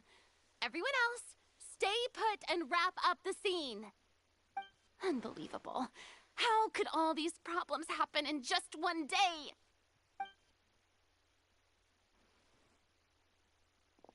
We're back. How did it go? Did you find the film? We found it in the sewers. Huh? In the sewers? Is the film still okay? We discovered it just in time, so we should still be able to salvage it. The others are checking now to see if we lost any specific scenes. You scared me for a moment there. I nearly thought we had lost everything. I really don't want to experience that feeling of despair again. Okay, but who could have stolen the film and dumped it there? Could it be, some competitors working on other films?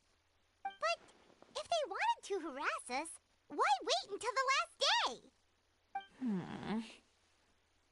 Okay, we don't have time to really look into it right now. Let's strike while the iron is still hot and wrap this thing up once and for all. Yeah, let's finish it.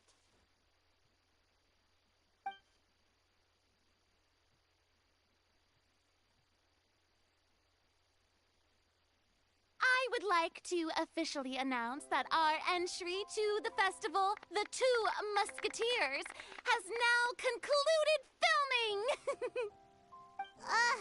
Paimon is spent. It's so late already. Even though the filming process proved to be extremely challenging, everyone provided valuable and unique contributions to the final product. Thank you all for your dedication and support. And just like Director Farina, I would also like to extend my most heartfelt thanks to all of you. Really, you've all helped me so much. All right, let's save the awards speech for later, and hopefully also get some rehearsals in before the real thing. Anyway, now it's time to party! Let's all make our way to the beach and have a celebration feast so loud and fun that even the blubber beast will want in. Party! Party! Paimon wants to party!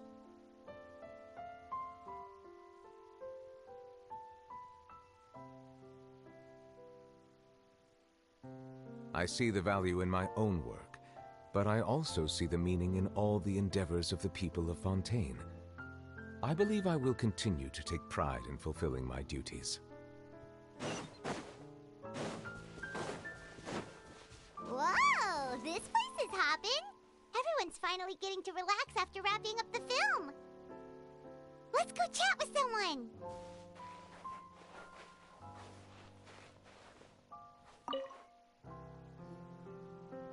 Hey, Ayato! How's your work been going? Everything went rather smoothly. Thank you for your concern. Ayato told me that we've already confirmed the dates for some Inazuma Fontaine cultural exchange events. So the next time we visit, we'll be doing so in our capacities as the representatives of the Yashiro Commission. Oh, that's great! Then maybe Paimon will be able to find Fontaine detective novels in Inazuma from now on! Oh, wait. Wouldn't Yaimiko get upset if that happens? That would be stealing some of her business.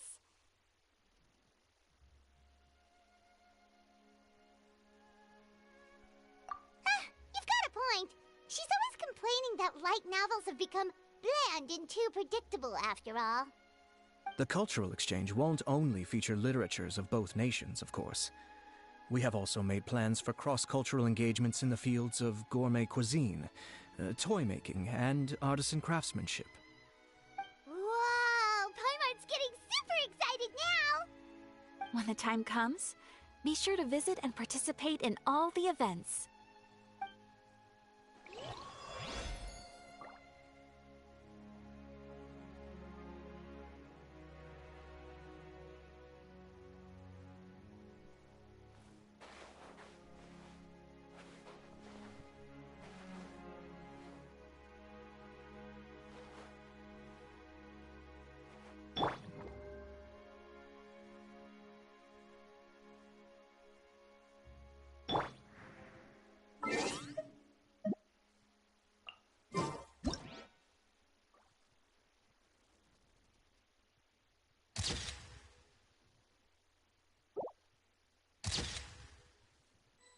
Wherever in this world I roam, I carry memories of my home.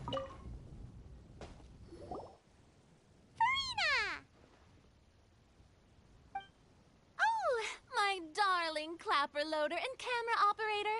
You've both worked really hard. Paimon thinks you worked even harder than us. Honestly, Paimon was getting a little tired of playing with the clapperboard by the end of it. Worst of all, Paimon started having dreams of you shouting, "Lights, camera, action!" into Paimon's ears. The actual dream can't even start until you've yelled that.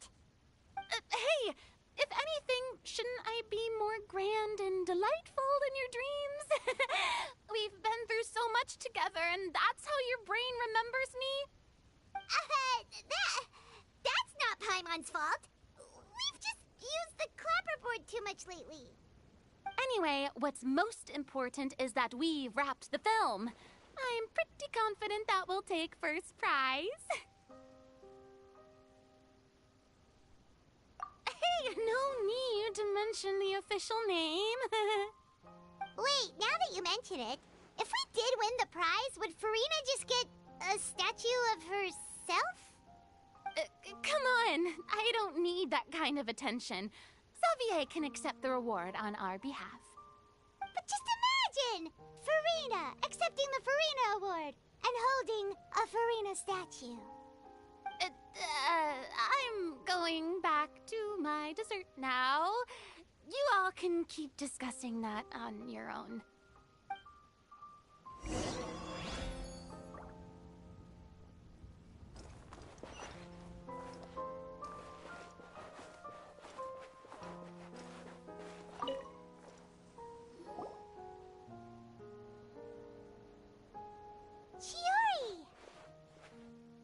Hey, you two. Are you not really into these kinds of big social occasions? Not particularly. But this is still better than Fontaine Fashion Week. But if this film becomes a big hit, people will definitely come flocking to your shop. Yes, that's highly likely. As long as the film can premiere as planned. Are you still worried about the case? That and all the obstacles we had to face today.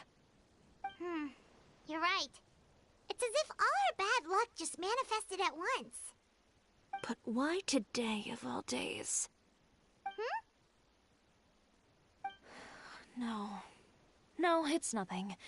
We've already delivered the film to the editors, so there should be nothing more to worry about. How are you doing, Mr. Morris? You having a good time? Well, you could say that. Do you happen to know when the party is scheduled to end? Judging by how much fun everyone's having, I'd say probably not until well after midnight. Is there something that you still have to take care of at home, Mr. Morris?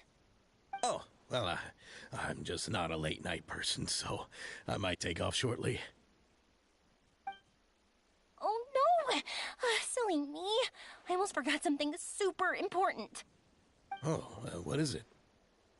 I prepared a whole batch of fireworks for the party, but I forgot to bring them over from the warehouse. Fireworks, you say?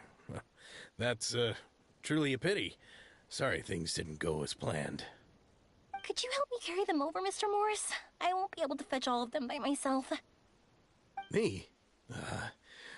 Are you sure that you can't find anyone else? I just wanted to make this a surprise for everyone. The warehouse isn't far from here. We'll be there in no time. Pretty please, Mr. Morris. These are some of the best fireworks I've ever made. So I also want you to see them before you leave. They're stunning. I promise that they'll be a once-in-a-lifetime experience that you'll never forget. But... It's okay. Just come with me. If we're sneaky enough, nobody else will see us leaving. All right.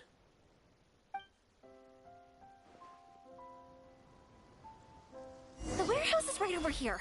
I moved the fireworks there in advance, so it shouldn't be too much work bringing them back. It's still a ways away from the party. Sorry about that, Mr. Morris. It's probably because I'm used to carrying fireworks all the time, so it doesn't feel like a lot of work to me.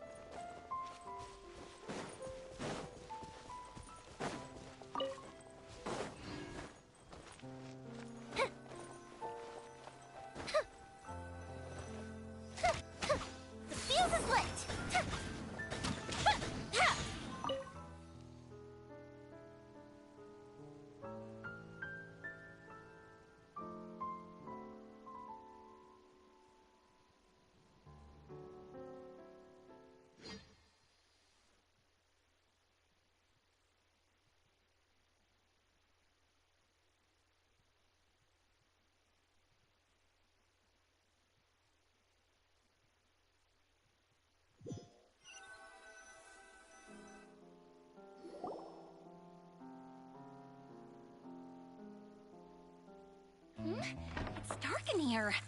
Wait here, Mr. Morris. I think the light switch should be somewhere over here.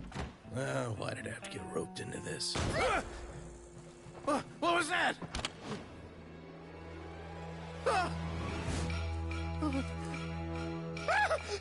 Who's there? Get me out! Get me out of here!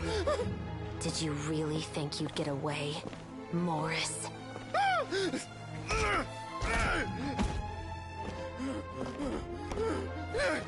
You've got the wrong guy. It wasn't me. I'm not the killer.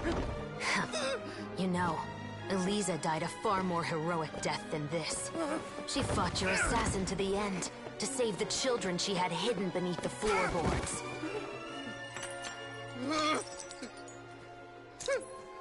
That is Eliza's pendant. The one with a photo of you two inside. The one you gave her. Ring any bells? It's a fake! It has to be! There's no way! No way your assassin didn't destroy it, you mean?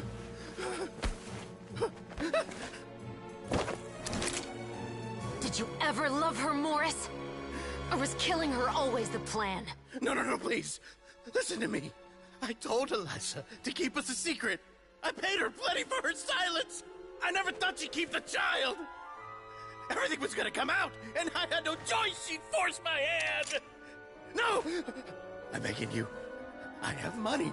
Just name your price, please. You can keep your Mora, and you can go to hell.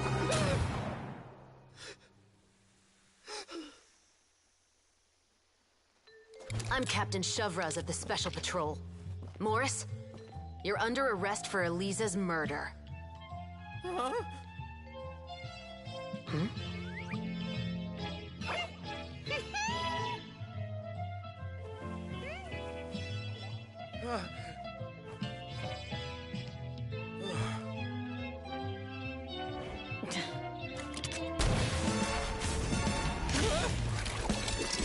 You're under arrest too, prop manager Veronique.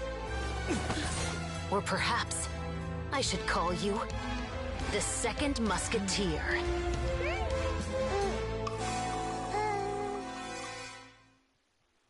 Wait, what's going on? This wasn't in the script. Drop the gun, Veronique. Why? Why would you keep me from exacting revenge on this heartless monster? Drop your weapon. This is my final warning.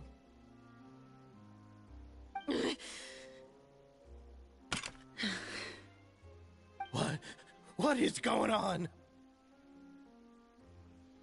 Do I have to spell it out for you, Morris? Everything that took place just now was staged to get you to confess the truth. But this last part is all improv, of course.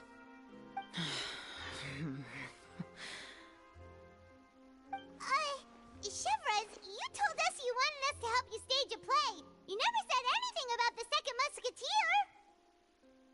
It's because even I had no way to confirm my theory until now.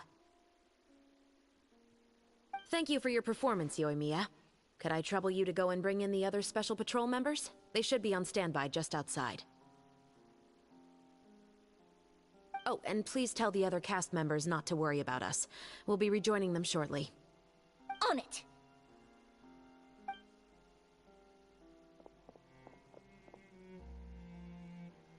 So what do you think, Morris? Care to talk about what happened 20 years ago? My patience is limited, you know. Don't force me to take you back to the interrogation room. I'd wager that you wouldn't last for more than a minute in there. With the recording we made, you have no chance of winning in court. Cooperating with us now is the most practical move.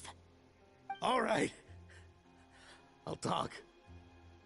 I hired an assassin to murder Eliza. She once worked as a maid on my family's estate. She was very beautiful, and after some time I fell for her.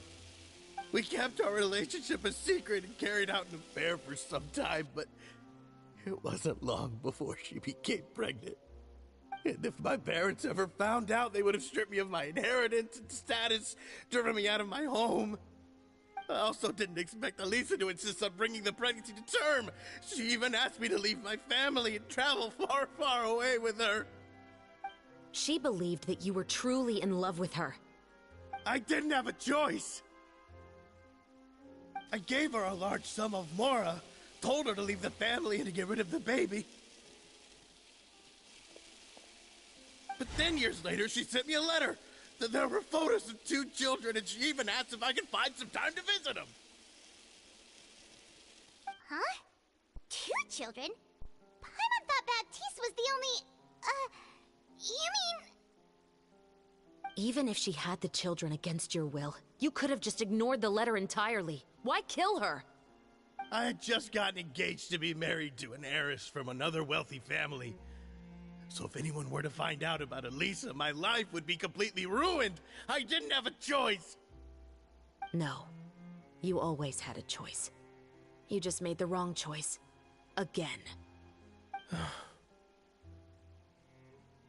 Do you know how it feels to watch your mother be killed right in front of you? My brother and I were hardly even school age yet. We were hidden beneath the floorboards, grasping each other's hands like a lifeline. We were so terrified that we didn't even know we could ever take a breath. All we could do was to watch Mother try to fight back, and then collapse to the floor.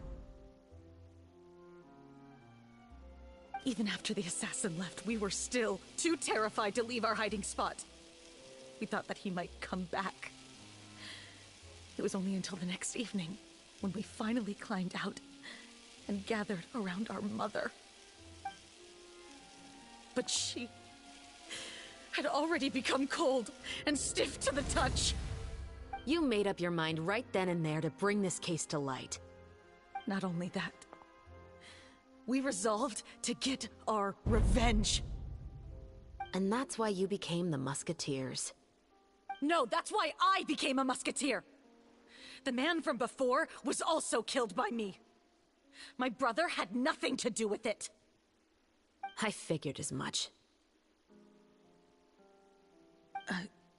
You did?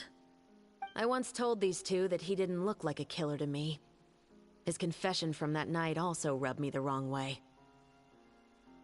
I think what really tipped me off was, how could I not feel a sense of regret in him? Huh? He confessed faster than any criminal I've ever met, but he didn't say a single word about you. He insisted that he was the sole perpetrator in the case. But after the questioning ended, I disassembled the musket we dug up from his backyard, put it in front of him, and told him to reassemble it. Wanna guess how far he got?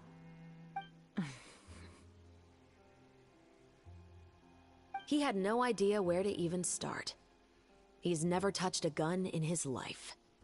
Based on that, I determined that he was not acting alone. He only surrendered himself to draw our attention and create a moment of opportunity for his partner. So, I decided to play along. And as expected, the second musketeer followed us without hesitation once she saw Morris get separated from the rest of the cast. Besides, why else would he call the novel The Two Musketeers? But how did you know it was Veronique? I figured it out the moment Baptiste told me his father's name. That so-called financial crisis was all just a ruse. He just wanted to sign up as the investor and then leave the film without any source of funding. After all, he has a vested interest in minimizing the reach of this story. It's really just the same thing as what he did to Elisa all those years ago. Human scum. But then Xavier pulled out all the stops and got the film made against all odds. Morris couldn't have that. With the killer in custody, he figured it was safe to act. And so he came to visit the set today, just as I expected. Wait, so you were behind all those mishaps today?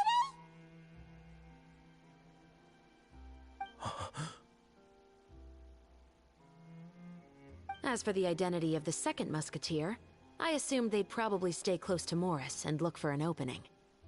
And if they already knew that Morris was the film's investor, then that narrowed the list of potential suspects as well. Furthermore, being the props manager would allow the culprit to avoid scrutiny by purchasing mechanical parts in the name of the crew.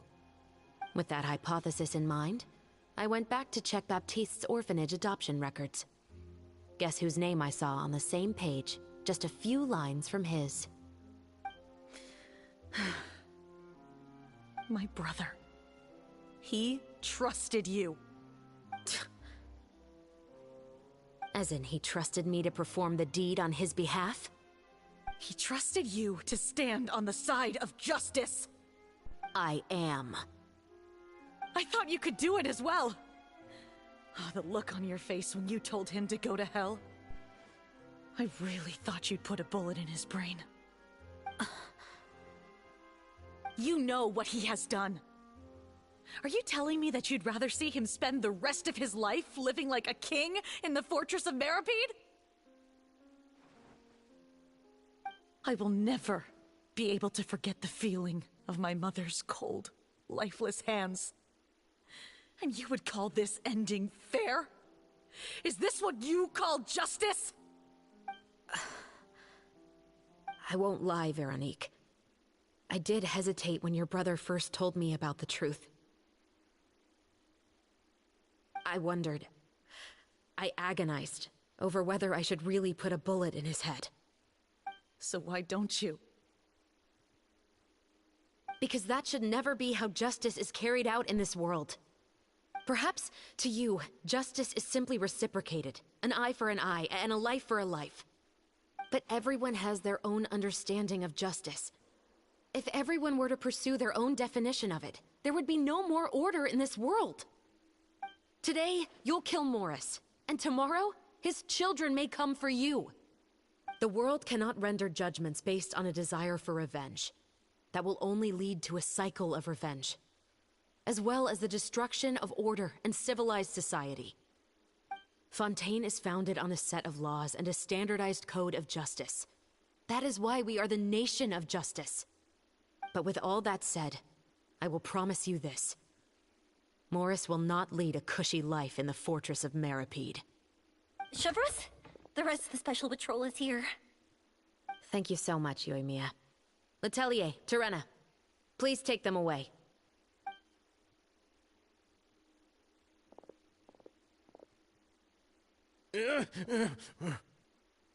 I still can't agree with your reasoning. I know. Justice has not been delivered. At least, not today.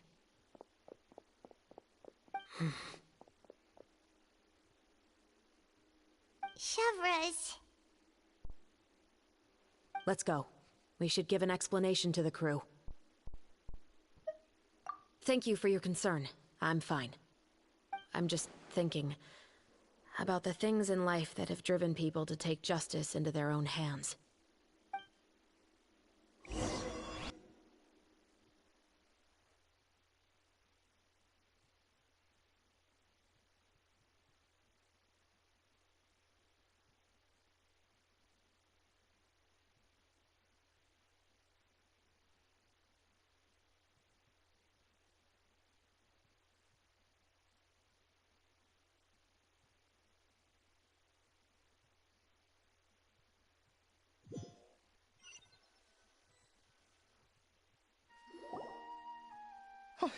Who would have thought Morris would turn out to be... I'm at a loss of words. How could he have done something like this? I'm just glad that you're all safe and sound. Who knew that such a labyrinth of cases would be behind this story? Well, what should we do now? We have a finished film, of course, but should we still go ahead with the premiere? What do you mean? Shouldn't you be even more motivated to spread the word now that you've learned the truth? Chiori is right. I'd also like more people to see this story for themselves. But the real ending of the story seems to have deviated somewhat from the one in the script. Is that still acceptable to you, Miss Chevreuse? The call is yours. We still have time to reshoot an ending if that's what you'd like. No, it's fine as is. I like what we have for the catharsis. Romanticism is what gives works of art their appeal. Fiction is able to explore means of restitution that could never work in real life. Just like the real world, the world of stories also has its own set of rules and justice. These different possibilities are what initially drew me to reading in the first place. Sounds good to me.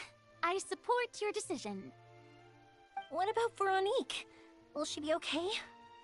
She will soon face her judgment alongside her brother and Morris. If I had to guess, they'll probably all be sent to the fortress of Meripede. I'll make sure to give Risley a heads up about it. Oh, you mean that kind of heads up? Exactly. Ahem. All right, then the matter's settled. Now that everything's been taken care of, there's no reason for us to keep looking all gloomy and grumpy. Let's get back to the feast and enjoy each other's company. We'll be starting the post-production process tomorrow. You should join us, Chevres. You missed the first few hours of the party, didn't you? All right. Count me in. Then I'll wait for you over there. There's still some good news that I'd like to share with Chevres. Traveler, Paimon, could you wait for me by the sea after the party ends?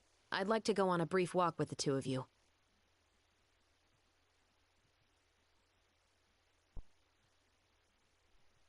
Thank you very much.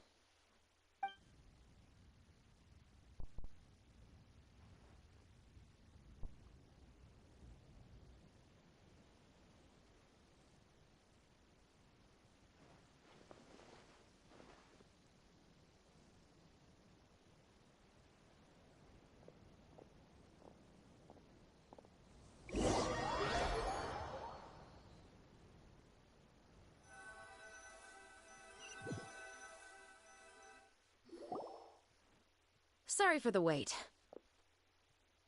Oh, we weren't waiting long at all. Is there something else you wanted to tell us? No, I don't have anything new to share. I just felt that since you were my investigation partners, I should have another conversation with the two of you.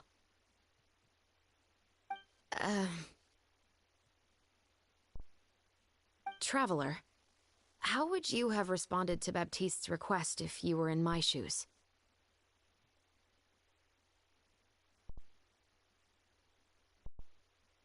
Is that so? Well, thanks for sharing. When I was young, my father often took me here to swim. We'd come rain or shine, even when it was freezing cold. He told me that swimming was the best activity to train one's strength of will. You could never give up before reaching the shore, especially when the water was cold. Oh? Why's that? Because the moment you give up would be the moment you die. At that point, I still hadn't received my vision. One winter, the chilly wind felt almost like knives on my skin, and the seawater was so frigid that it numbed my toes the moment I stepped in. I cried and begged my father to spare me from having to swim across, but he wouldn't listen. He used to be a member of the Special Patrol as well. You could say it was his way of educating his children. That sounds awful. When he saw that I wouldn't stop crying, he just picked me up and tossed me into the icy water. The bone-chilling cold took away my senses. I couldn't feel anything but fear and rage. I waited for my father to save me, but one look and I knew he'd already started swimming for the opposite shore. I realized that if I were to give up, I really would die right then and there. I used all of my strength to try and catch up to my father. Those few minutes felt longer than my whole life up until that point. I did, however, make it to the other side. I've never felt afraid about anything in my life after that, nor have I ever cried again. That way of teaching would have never worked on Paimon. Yeah, I don't think that was the right method for anyone. It's just that, working now as I am in the pursuit of justice, I still sometimes feel like I've been tossed into that winter sea all over again. The anger and the helplessness. Chevres. But the worse I feel, the more I know to never give up. The alternative would be to forever lose myself among the waves. Anyway, how about a race? Neither of us will drown, but we can still see who swims faster.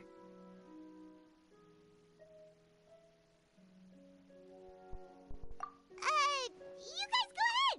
Paimon will grab the clapperboard to mark the start of the race.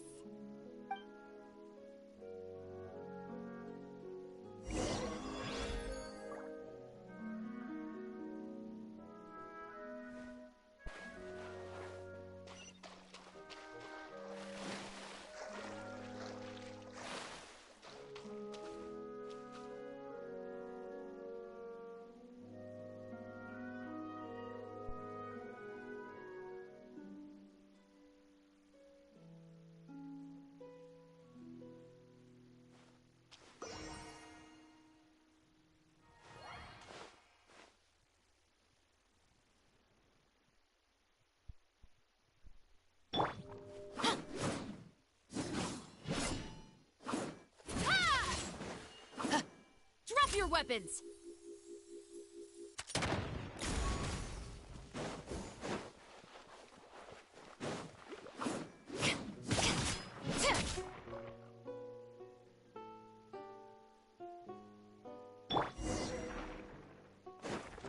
One with nature.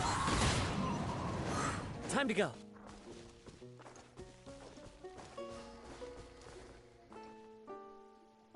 Sorry for the wait.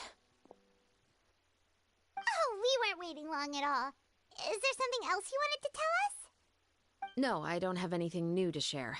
I just felt that since you were my investigation partners, I should have another conversation with the two of you.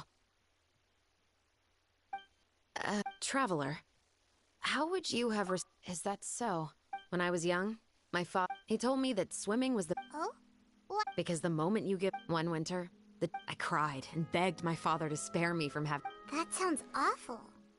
When he saw that I wouldn't stop crying, he just picked me up and tossed me into the icy water. The bone-chilling cold took away my senses.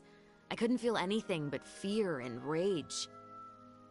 I waited for my father to save me, but one look and I knew he'd already started swimming for the opposite shore. I realized that if I were to give up, I really would die, right?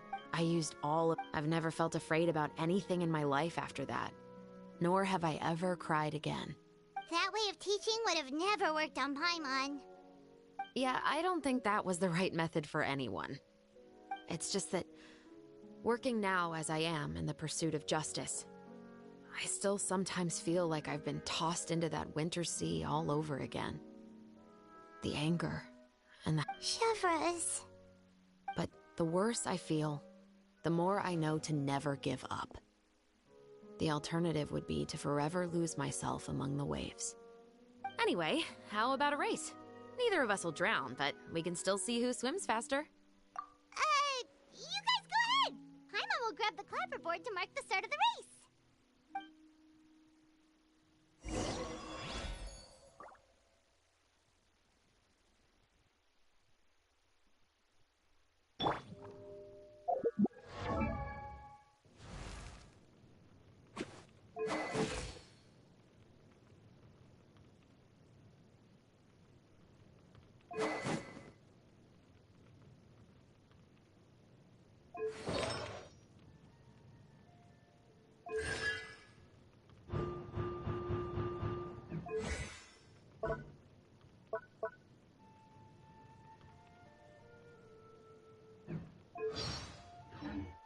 Final warning!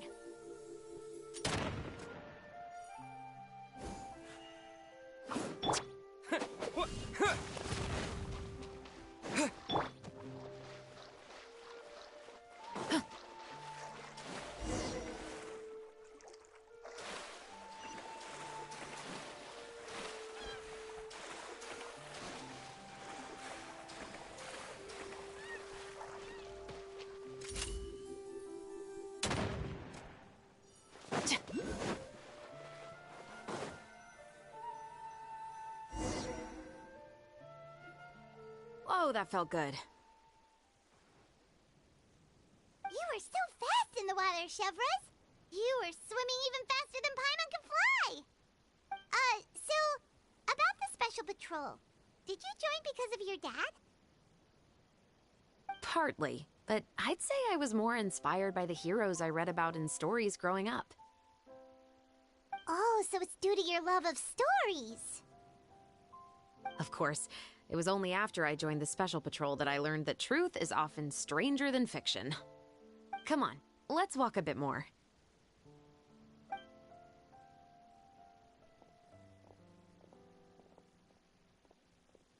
To be honest, I do sometimes question whether the decisions I make are the right ones. But I know that no matter what, I must keep swimming. Because the only thing I've got my eyes on is the shore in the distance.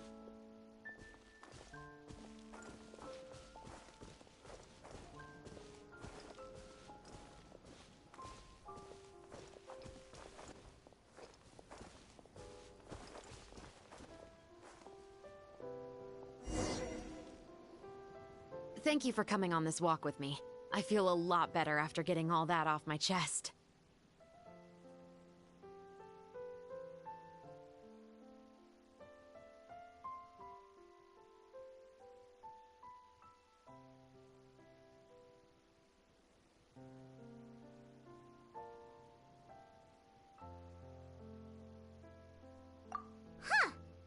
finally back at Baptiste's house.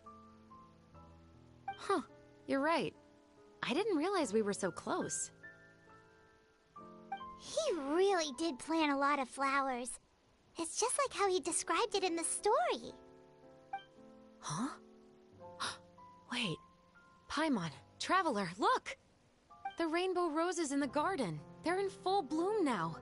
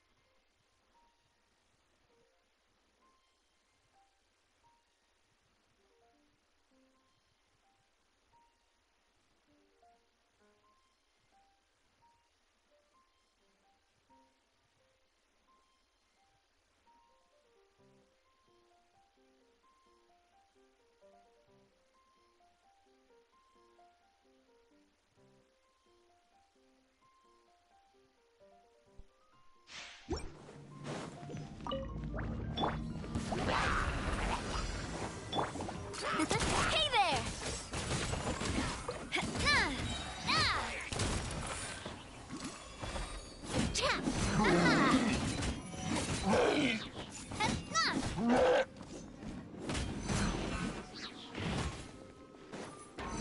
It's nothing.